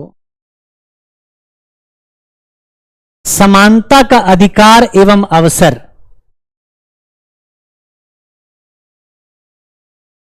समाज के पिछड़े गरीब दुर्बल और असहाय वर्ग को समानता का अधिकार एवं अवसर उपलब्ध कराया जाता है।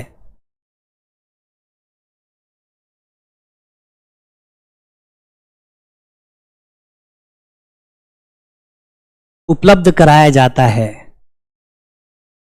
समाज के सभी वर्ग के लोगों को, समाज के सभी वर्ग के लोगों को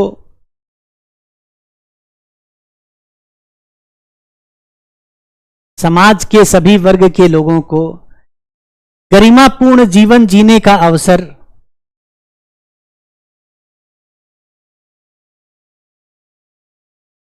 समाज के सभी वर्ग के लोगों को गरिमापूर्ण जीवन जीने का अवसर, कौमा,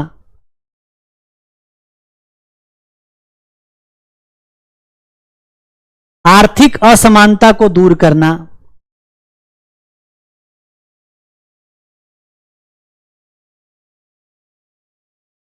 आर्थिक असमानता को दूर करना एवं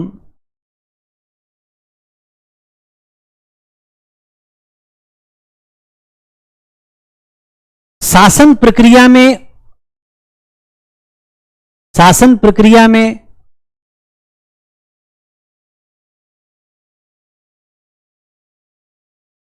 सभी वर्ग को अवसर दिया जाना,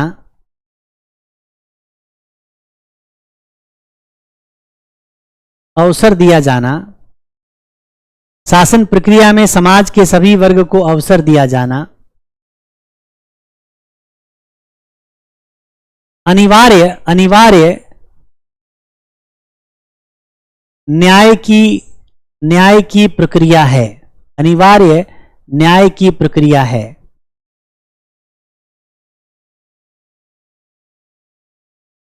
पैराग्राफ चेंज कीजिए, अनिवार्य न्याय की प्रक्रिया है, पैराग्राफ चेंज कीजिए।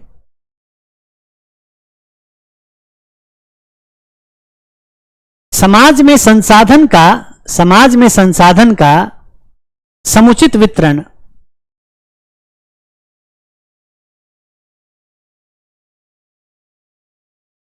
समाज में संसाधन का समुचित वितरण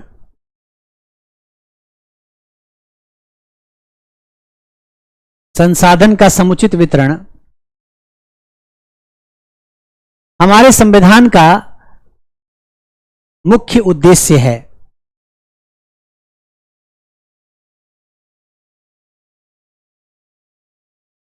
हमारे संविधान का मुख्य उद्देश्य है भेदभाव को खत्म करके, पूर्ण विराम, भेदभाव को खत्म करके हमारा संविधान भेदभाव को खत्म करके हमारा संविधान एक समता मूलक समाज, भेदभाव को खत्म करके हमारा संविधान एक समता मूलक समाज की स्थापना करना चाहता है।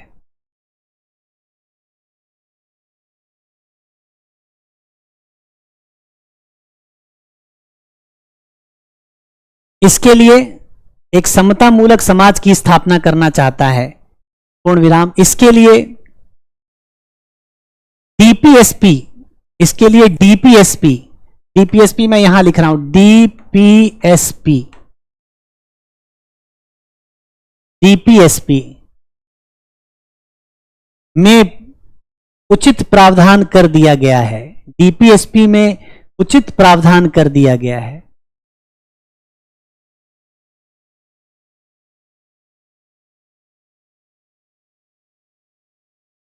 फिर पैराग्राफ चेंज कीजिए, डीपीएसपी में उचित प्रावधान कर दिया गया, फिर पैराग्राफ चेंज कीजिए। संविधान में मौलिक अधिकार, संविधान में मौलिक अधिकार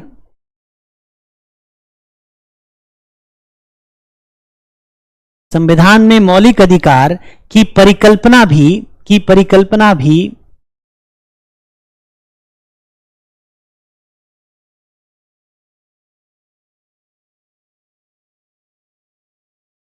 इसीलिए रखी गई, कि परिकल्पना भी इसीलिए रखी गई ताकि न्याय प्राप्त हो सके।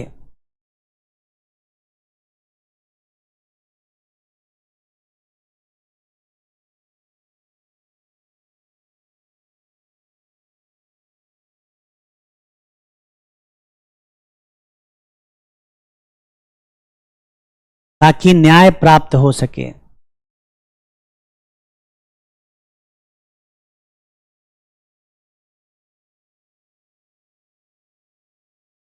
ठीक है, तो ये न्याय संबंधित बात है। हाँ, न्याय वर्ड का जो सामाजिक, आर्थिक और राजनीतिक संदर्भ है वो लिया गया है सोवियत संघ से। अब ये प्रश्न कि न्याय कोर्ट से ही क्यों मिलता है, क्योंकि 3 शाखाओं में सरकार को बांटा गया। एक विधायिका जिसका काम न्याय संबंधित कानून बनाना या कानून बनाना है, एक कार्यपालिका जो कानून को लागू करना, और तीसरा न्यायपालिका जिसका काम न्याय करना है। तो न्याय करने के लिए न्यायपालिका बनाई गई, इसीलिए न्यायपालिका न्याय करती है। फर्स्ट है, तो ये न्याय की परिकल्पना है। अब बात करते हैं स्वतंत्रता की। तो स्वतंत्रता, ये जो शब्द है स्वतंत्रता,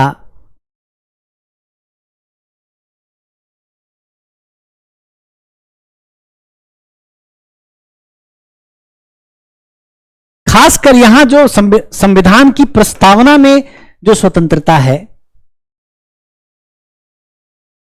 एक तो मैं आपको पढ़ाऊंगा मौलिक अधिकार, जिसमें स्वतंत्रता शब्द का प्रयोग किया गया है। मौलिक अधिकार में स्वतंत्रता शब्द का प्रयोग किया गया है, और स्वतंत्रता आर्टिकल 19 से शुरू होती है मौलिक अधिकार में, अनुच्छेद 19 से शुरू होती है। 19, 20, 21, 21A, 22, यहां तक स्वतंत्रता है।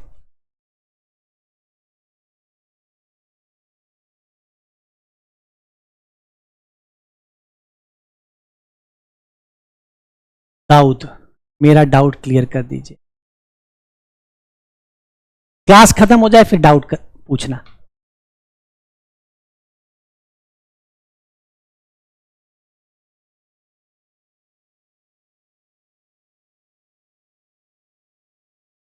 क्लास के बाद प्रश्नों का जवाब दूंगा, अभी पढ़ते हैं।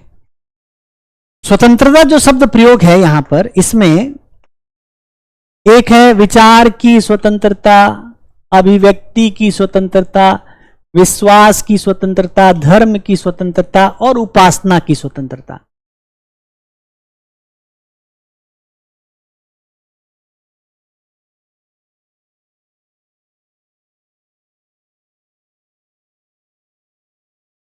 एक है विचार की स्वतंत्रता, अभिव्यक्ति की स्वतंत्रता, विश्वास की, धर्म की, उपासना की। विचार, अभिव्यक्ति, विश्वास, धर्म, उपासना। क्या क्या? विचार, अभिव्यक्ति, विश्वास, धर्म, उपासना।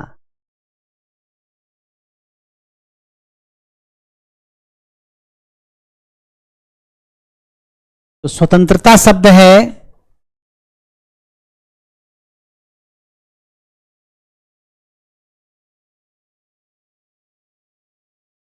विचार, अभिव्यक्ति,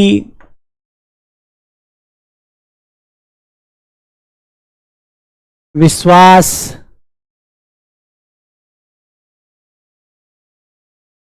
धर्म,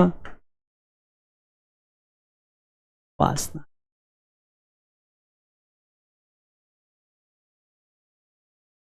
स्वतंत्रता का मतलब लिबर्टी, फ्रीडम।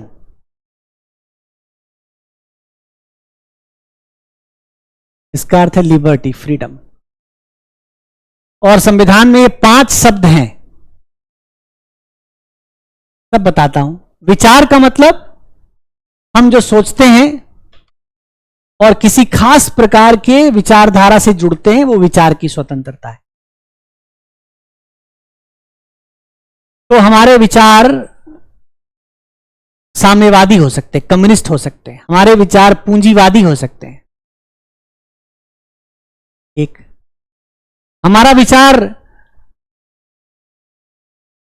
समाज में किसी खास तरह के परिवर्तन लाने के बारे में हो सकता है, हमारा विचार समाज के किसी नियमों को जारी रखने के बारे में हो सकता है।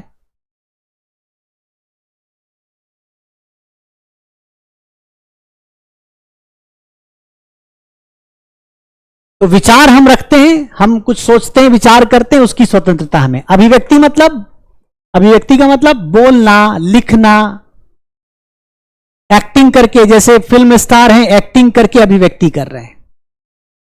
न्यूज़पेपर में लिख करके अभिव्यक्ति की जा रही है। मैं जो बोल रहा हूं, बोल करके अभिव्यक्ति की जा रही है। अभिव्यक्ति। विश्वास, किसी चीज को मानने, किसी चीज को ना मानने।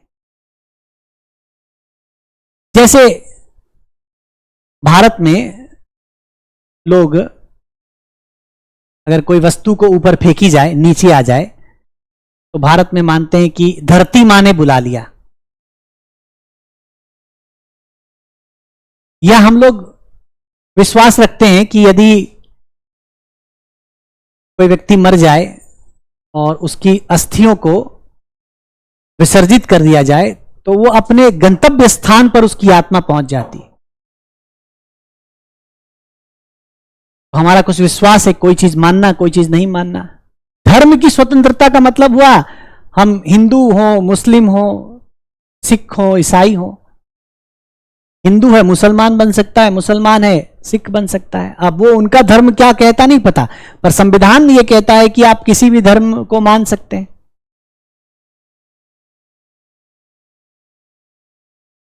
और उपासना का मतलब हुआ पूजा, पूजा की पद्धति। तो कोई नमाज पढ़ता है, उपासना कर रहा है। कोई दिया जलाकर आरती कर रहा है, उपासना कर रहा है। कोई ध्यान लगाकर उपासना कर रहा है। उपासना मतलब पूजा पाठ। धर्म मतलब जो आप किसी पद्धति से जुड़े वो। विश्वास मतलब किसी चीज को मानने नहीं मानने। अभिव्यक्ति मतलब बोलने। और विचार मतलब किसी प्रकार का विचार रखने। जी हाँ, जैसे आप पढ़ेंगे, परीक्षा देंगे, पढ़ेंगे तो पास हो जाएंगे, विश्वास है। कुछ लोग पढ़ लिख कर क्या होगा, ये अपना विश्वास है।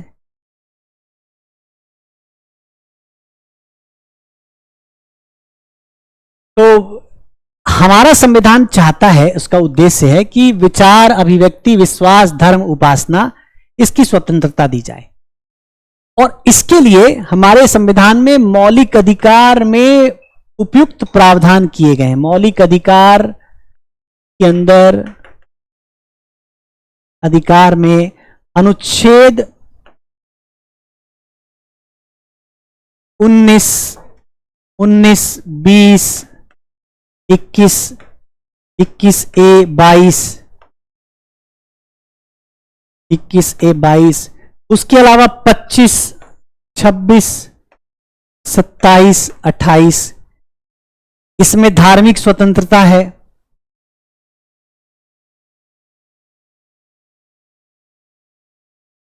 पच्चीस, 26, 27, 28 में धार्मिक स्वतंत्रता है। बाकी अनुच्छेदों में अलग अलग प्रकार की स्वतंत्रताएं दी गई हैं।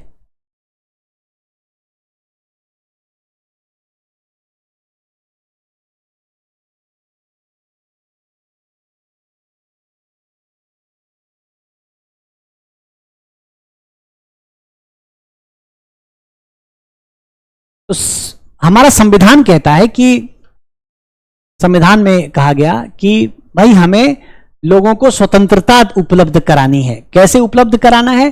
तो उसके लिए संविधान में मौलिक अधिकार दिए गए।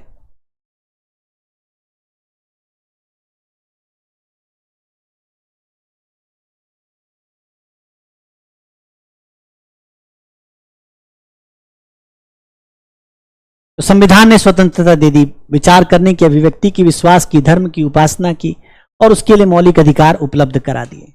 ये स्वतंत्रता है। लेकिन क्या स्वतंत्रता जो किसी व्यक्ति को दिया जाना चाहिए, संविधान जिस स्वतंत्रता की बात कर रहा है,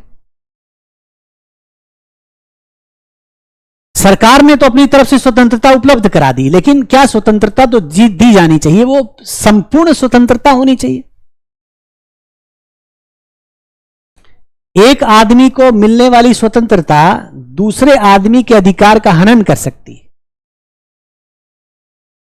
जैसे मैं जहां रहता हूं, मैं जहां पर रहता हूं वहां पर एक पार्किंग प्लेस है। अब कुछ लड़के आकर वहां क्रिकेट खेलते हैं, और क्रिकेट खेलते हैं, जिस दिन वो रबर वाले बॉल से खेलेंगे कम नुकसान होगा, जिस दिन वो कभी कभी आते हैं और लेदर बॉल से खेलते हैं। तो जब वो लेदर बॉल से खेलते हैं तो कई गाड़ियों के शीशे तोड़ देते हैं। एक बार तो दो वृद्ध महिलाएं बैठी हुई थी, बूढ़ी औरत बैठी हुई थी, और लेदर बॉल आ करके एक महिला के सर पे लगा, उसको हॉस्पिटल ले जाना पड़ा। अब आपको स्वतंत्रता है कि आप खेलिए कूदिए, लेकिन आपकी स्वतंत्रता से किसी का सर टूट रहा है, किसी की गाड़ी फूट रही है। क्या ऐसी स्वतंत्रता उचित है? किसी को बोलने की स्वतंत्रता दे दी गई और उसने बोलकर ही दंगा फैला दिया।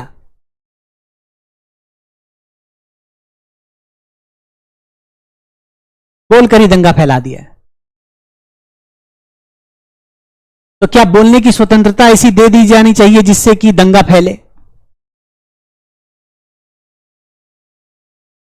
इसलिए स्वतंत्रता संपूर्ण नहीं होना चाहिए, स्वतंत्रता पर अंकुश लगना चाहिए। और यह बात हमारे संविधान में वर्णित है, जहां आर्टिकल 19(1)(a) में विचार और अभिव्यक्ति की स्वतंत्रता दी गई है, वाक और अभिव्यक्ति की स्वतंत्रता दी गई है, वहीं पर आर्टिकल 19(2) में उस पर अंकुश लगाया गया है।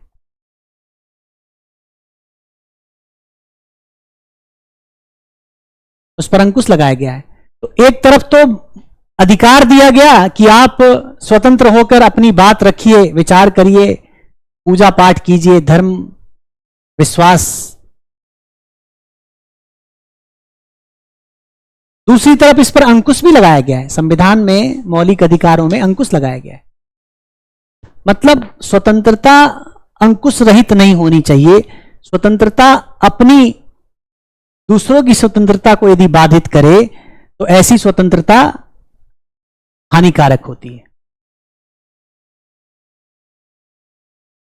ठीक है, तो दूसरा उद्देश्य लिखिए, इसको मैं लिखा रहा हूं, इस पॉइंट को।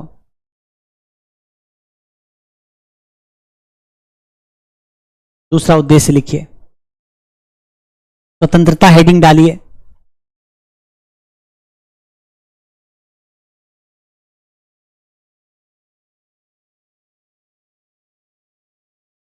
लिखिए, संविधान की प्रस्तावना में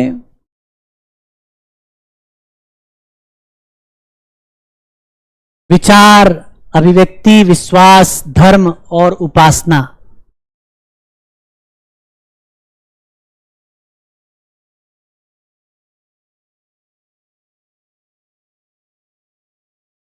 विचार, अभिव्यक्ति, विश्वास, धर्म, उपासना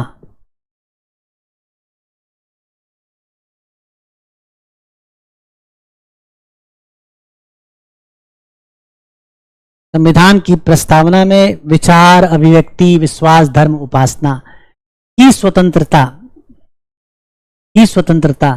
की बात कही गई है।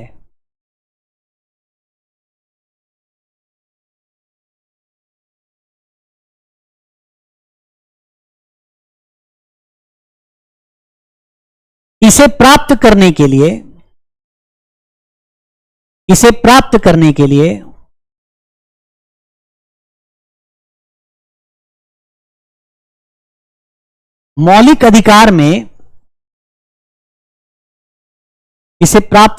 लिए मौलिक अधिकार में प्रावधान कर दिया गया है।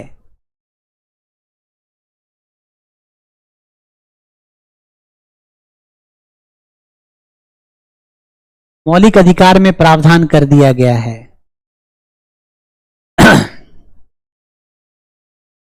जहां, पूर्ण विराम देकर, जहां अनुच्छेद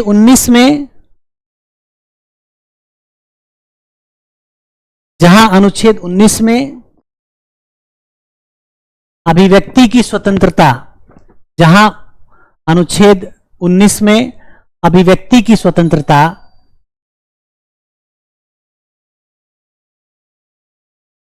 प्रदान की गई,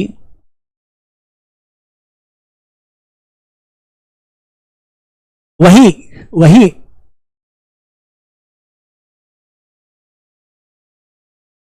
अनुच्छेद 25 से 28 में, वही अनुच्छेद 25 से 28 में धार्मिक स्वतंत्रता दी गई है।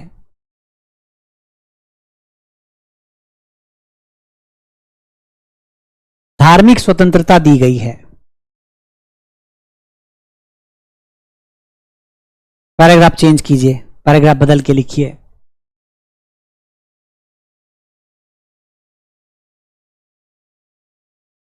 धार्मिक स्वतंत्रता दी गई है, पैराग्राफ बदलिए, पूर्ण विराम देकर पैराग्राफ चेंज करके लिखिए। स्वतंत्रता संपूर्ण नहीं होनी चाहिए।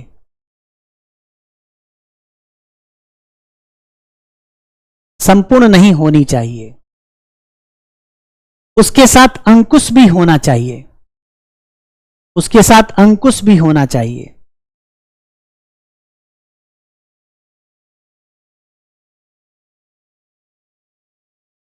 लोग स्वतंत्रता का दुरुपयोग कर सकते हैं। लोग स्वतंत्रता का दुरुपयोग कर सकते हैं। लोग स्वतंत्रता का दुरुपयोग कर सकते हैं।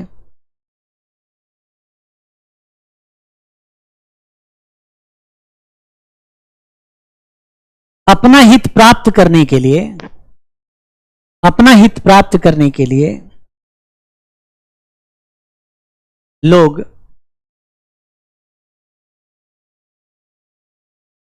अपना हित प्राप्त करने के लिए लोग दूसरों को हानि पहुंचा सकते हैं।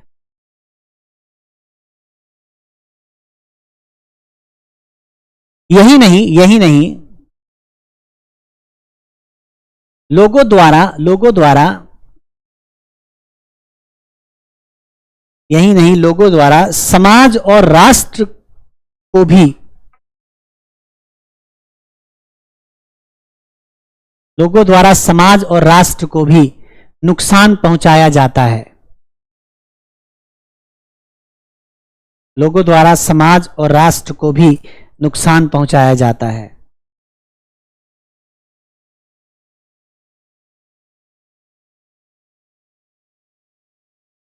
अतः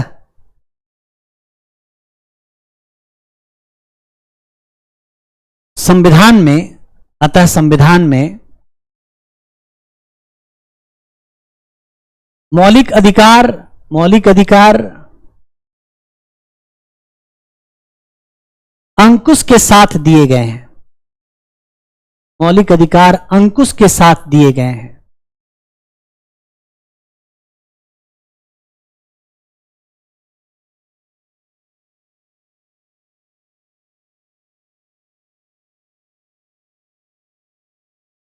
ठीक है, तो स्वतंत्रता शब्द पढ़ लिया। अब हम पढ़ते हैं समता।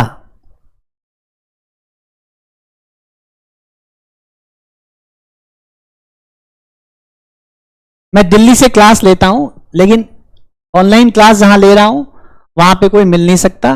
जिसको मुझसे मिलना है, दिल्ली में आजादपुर सेंटर पे मेरी क्लास चल रही होती है, आप वहां पे आके मिल सकते हैं। 9 से 11 आजादपुर सेंटर पे मेरी क्लास चलती है। 9 से 11:30 तक मैं वहां रहता हूं, आप वहां मिल सकते हैं। ठीक है, बाकी लोगों का सवाल का जवाब जब अभी मैं एक टॉपिक और पढ़ा दूं। मूल अधिकार का मतलब होता है, क्या होता है वो मैं आपको पढ़ाऊंगा। मूल अधिकार, मौलिक अधिकार, फंडामेंटल राइट्स। जब फंडामेंटल राइट पढ़ाऊंगा तो पढ़ाऊंगा। ठीक है, हाँ, युक्तियुक्त प्रतिबंध के नाम से 19(2) में दिया गया है। जब वो पढ़ाऊंगा तो आपको पढ़ाऊंगा। अब आता है बात समता की।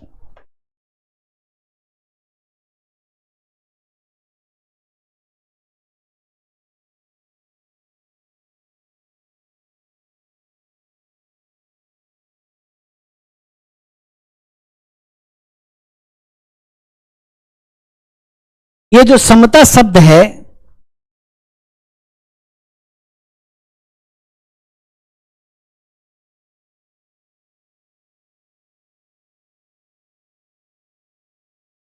इसको पढ़िए यहां पर समता शब्द को।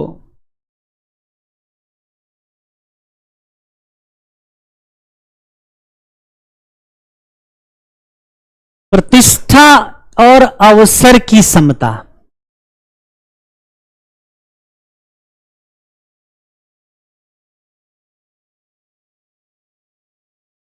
प्रतिष्ठा एवं अवसर की समता, यानी स्टेटस एंड अपॉर्चुनिटी। प्रतिष्ठा और अवसर की समता।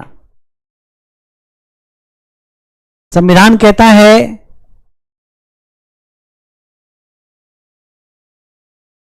अवस्था या प्रतिष्ठा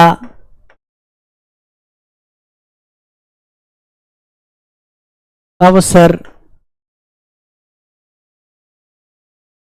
की समता, और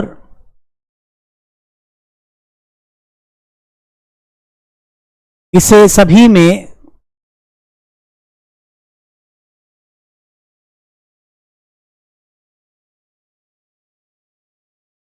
प्रसारित करना।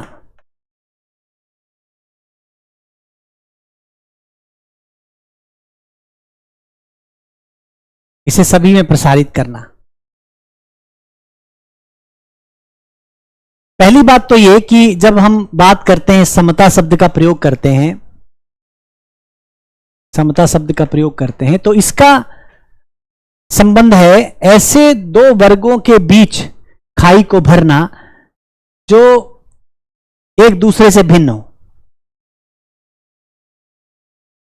तो इसको प्राप्त करने के लिए हमारे अनुच्छेद,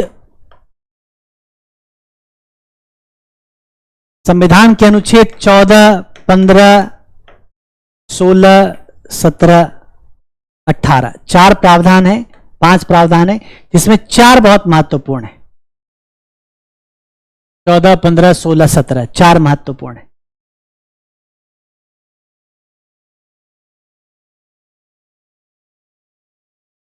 ठीक है, तो इस प्रावधान के अंतर्गत सभी को विधि की दृष्टि में समान बनाना, विधि की दृष्टि में समान बनाना,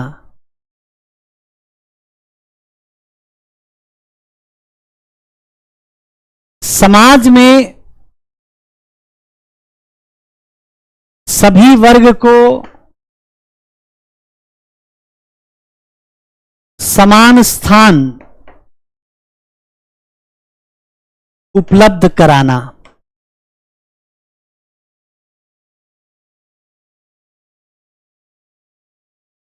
सभी को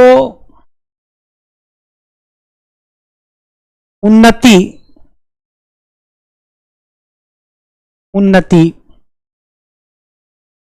प्रगति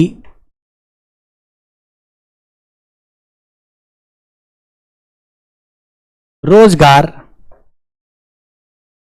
इत्यादि के समान अवसर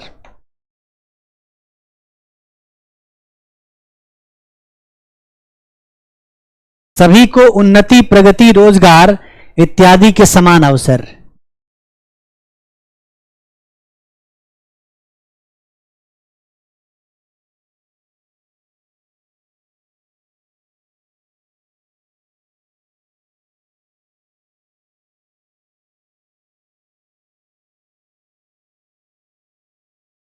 हमारे देश में असमानताएं बहुत हैं। आप देखेंगे कि जातिगत आधार पर पहले असमानताएं पाई जाती थी। 4 वर्ग में जाति बटी हुई थी, ब्राह्मण क्षत्रिय वैश्य और शूद्र। अभी जो निम्न पायदान पर बैठे हैं उसको दलित के नाम से भी हम जानते हैं, दलित भी कहते हैं उनको, शेड्यूल कास्ट भी कहते हैं, नीचे के पायदान पर बैठे हैं। उनमें सामाजिक पिछड़ापन है, उसमें आर्थिक पिछड़ापन है। ऐसा नहीं है कि वो बहुत पिछड़े हैं, अब वो धीरे धीरे आगे की ओर बढ़ रहे हैं। और ऐसा इसलिए है क्योंकि संविधान ने उनको विधि के नजर में समान बना दिया। मैं बताऊंगा, समता और समानता दोनों में अर्थ अलग है, मैं बताऊंगा। संविधान ने दोनों को समान बना दिया। समान बना दिया मतलब इसका अर्थ यह है, हाँ अभी भी गांव में होता है ऐसा, लेकिन इसका अर्थ यह है कि अब विधि के आधार पर उनको अयोग्य नहीं ठहरा सकते। पहले क्या था, मध्यकालीन युग में, प्राचीन युग में नियम और कानून भी उन जातियों के विरुद्ध थे। तो नियम अनुसार इस पद पर वो नहीं बैठ सकते, इस जगह वो नहीं जा सकते, इस कुएं में वो जल नहीं निकाल सकते, ये मंदिर में उनका प्रवेश वर्जित है, इत्यादि इत्यादि।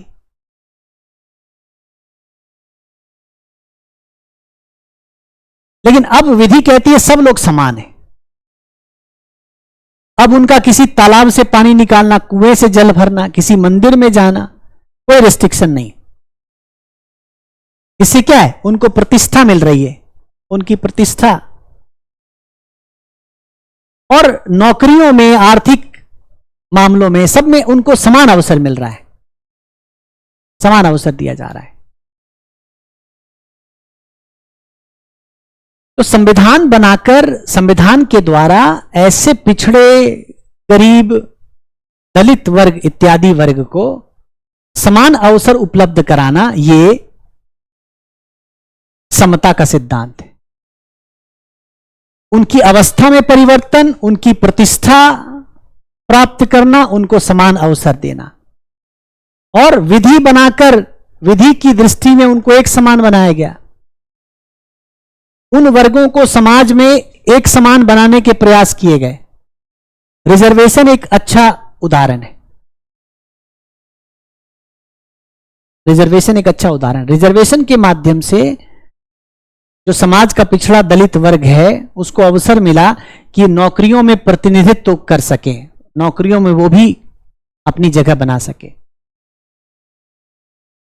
और उन्नति प्रगति रोजगार सभी में उनको समान अवसर मिले, वो इस लायक बन सके कि समाज के अन्य वर्गों के समान उच्च स्तर का जीवन जी सके। यह बात समानता है। अब शब्द है समानता और समता में अंतर। समानता सभी के लिए लागू होती है। शब्द जब हम कहते हैं समानता, तो समानता मतलब कोई बात सभी पर समान रूप से लागू, उसको समानता कहते हैं। जब हम समता की बात करते हैं जब हम समता की बात करते हैं तो समता में जो पिछड़ा है, कमजोर है, दलित है, उसको बराबर बनाने का प्रयास। यानी समता में इस दो अंतर है, यहां पर दो वर्ग में अंतर है, गैप है, इसको भरने का प्रयास, यह समानता कहलाता है, यह समता कहलाता है, सॉरी। और समानता में सब लोग एक जगह हैं, सब बराबर हैं, इसको कहते हैं समता। यदि उद्देश्य अंतर को भरना है तो समता कहलाएगा। यहां पर लिखा उन्नति, प्रगति, रोजगार इत्यादि के समान अवसर, रोजगार इत्यादि के समान अवसर।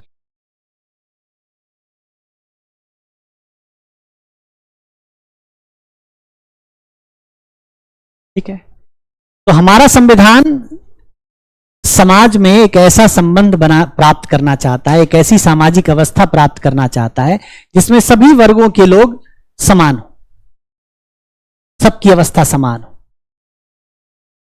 कोई भी व्यक्ति दूसरे पर हावी ना हो सके, कोई भी वर्ग दूसरे पर हावी ना हो सके।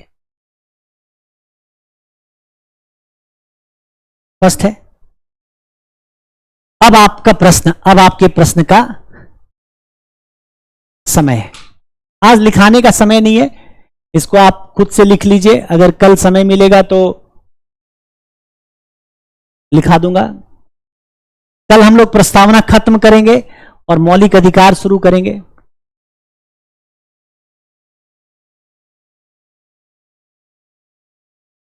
दिल्ली में चल रहे सीजेपी प्रोटेस्ट के बारे में कहने का अभी समय कुछ भी नहीं है, जब वो टॉपिक आएगा तो पढ़ाऊंगा आपको।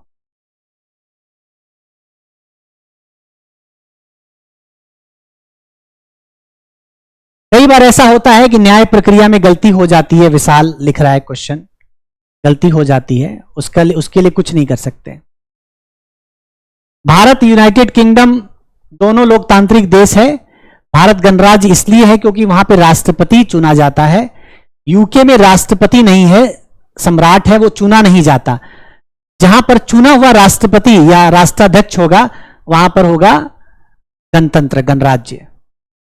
डायरेक्ट इनडायरेक्ट डेमोक्रेसी का फर्क है। डायरेक्ट डेमोक्रेसी में जनता सीधा शासन करती है और इनडायरेक्ट डेमोक्रेसी में जनता सीधा शासन नहीं करती, अपने प्रतिनिधि चुनती है। पॉलिटी पढ़ने के लिए जैसे मैं क्लास में पढ़ाता हूं, उसको उसी तरह से क्लास के हिसाब से पढ़ना सीख लेंगे तो वो पॉलिटी पढ़ना सीख जाएंगे। स्टूडेंट को ज्यादा स्कॉलरशिप मिलेगा, कम मिलेगा, गवर्नमेंट जॉब वालों को नहीं मिलता। स्कॉलरशिप सरकार नियम बनाती है, समता के आधार पर ही बनाती है। आपको मैंने कहा है कि आप अपने से एम लक्ष्मीकांत की पुस्तक पढ़िए, बाकी जो मैं पढ़ाता हूं कई पुस्तकों से मिलाकर पढ़ाता हूं। जो लोग रजिस्टर हैं वो क्लास देख पाएंगे, डाउनलोड कर पाएंगे, सॉरी देख पाएंगे, डाउनलोड नहीं कर सकते क्लास को। इंग्लैंड में चुनाव होता है लेकिन किंग का, राष्ट्राध्यक्ष का, महारानी का चुनाव नहीं होता। लक्ष्मीकांत बुक अवेलेबल है, आप लोग सर्च कीजिए, मिल जाएगा।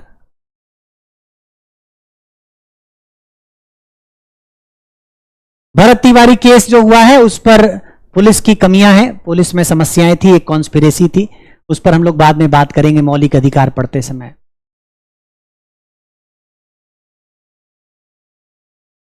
लक्ष्मीकांत जो लेटेस्ट एडिशन है वो एडिशन पढ़िए, जो सबसे नया एडिशन है उसको पढ़िए।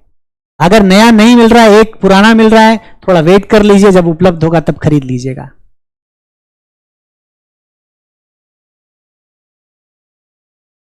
ठीक है, और बाकी जो मैं क्लास में पढ़ा के नोट्स बना रहा हूं वो काफी है।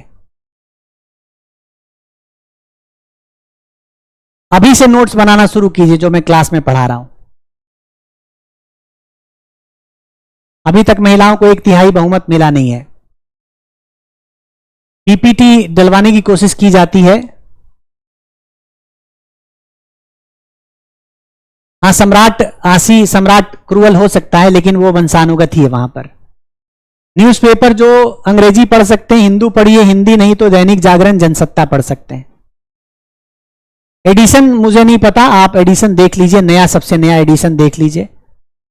हम लोग के पास एक्चुअली किताब ऐसे ही सैंपल कॉपी आती है तो हमें एडिशन ध्यान हम नहीं देते हैं। एनसीईआरटी 6 to 12 पुरानी पढ़ सकते हैं आप, लेकिन क्लास को फॉलो करिए, ज्यादा अच्छा रहेगा।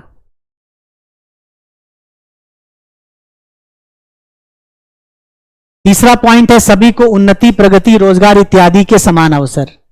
सभी को उन्नति, प्रगति, रोजगार इत्यादि के समान अवसर। थैंक यू वेरी मच जिनको मेरी क्लास अच्छी लग रही है, और जिनको अच्छी नहीं लग रही है धीरे धीरे उनको अच्छी लगने लगेगी।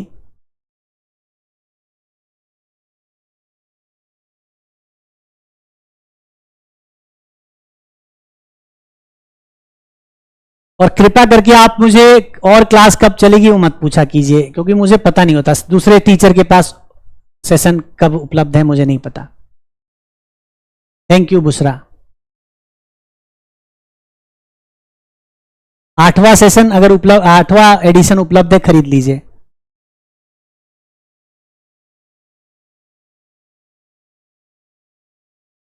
क्या पूछ रहे हो मुझे नहीं पता आ रहा है, फिर से लिखो।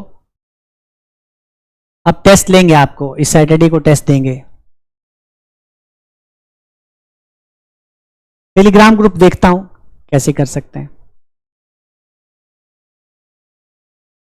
एक समय तक रिकॉर्डिंग रहती है।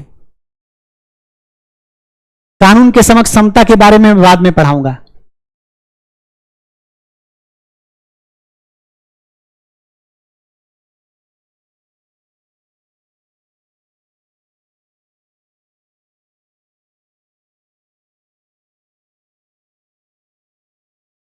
ठीक है, thank you very much Shreya,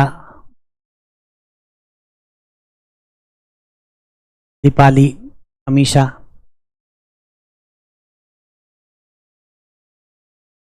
सभी को धन्यवाद।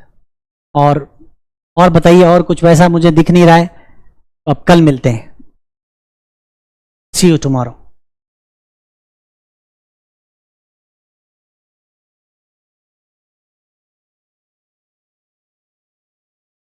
आप क्लास टेक्निकल टीम से बात करिए, वो आपको उपलब्ध करा देंगे। सी यू।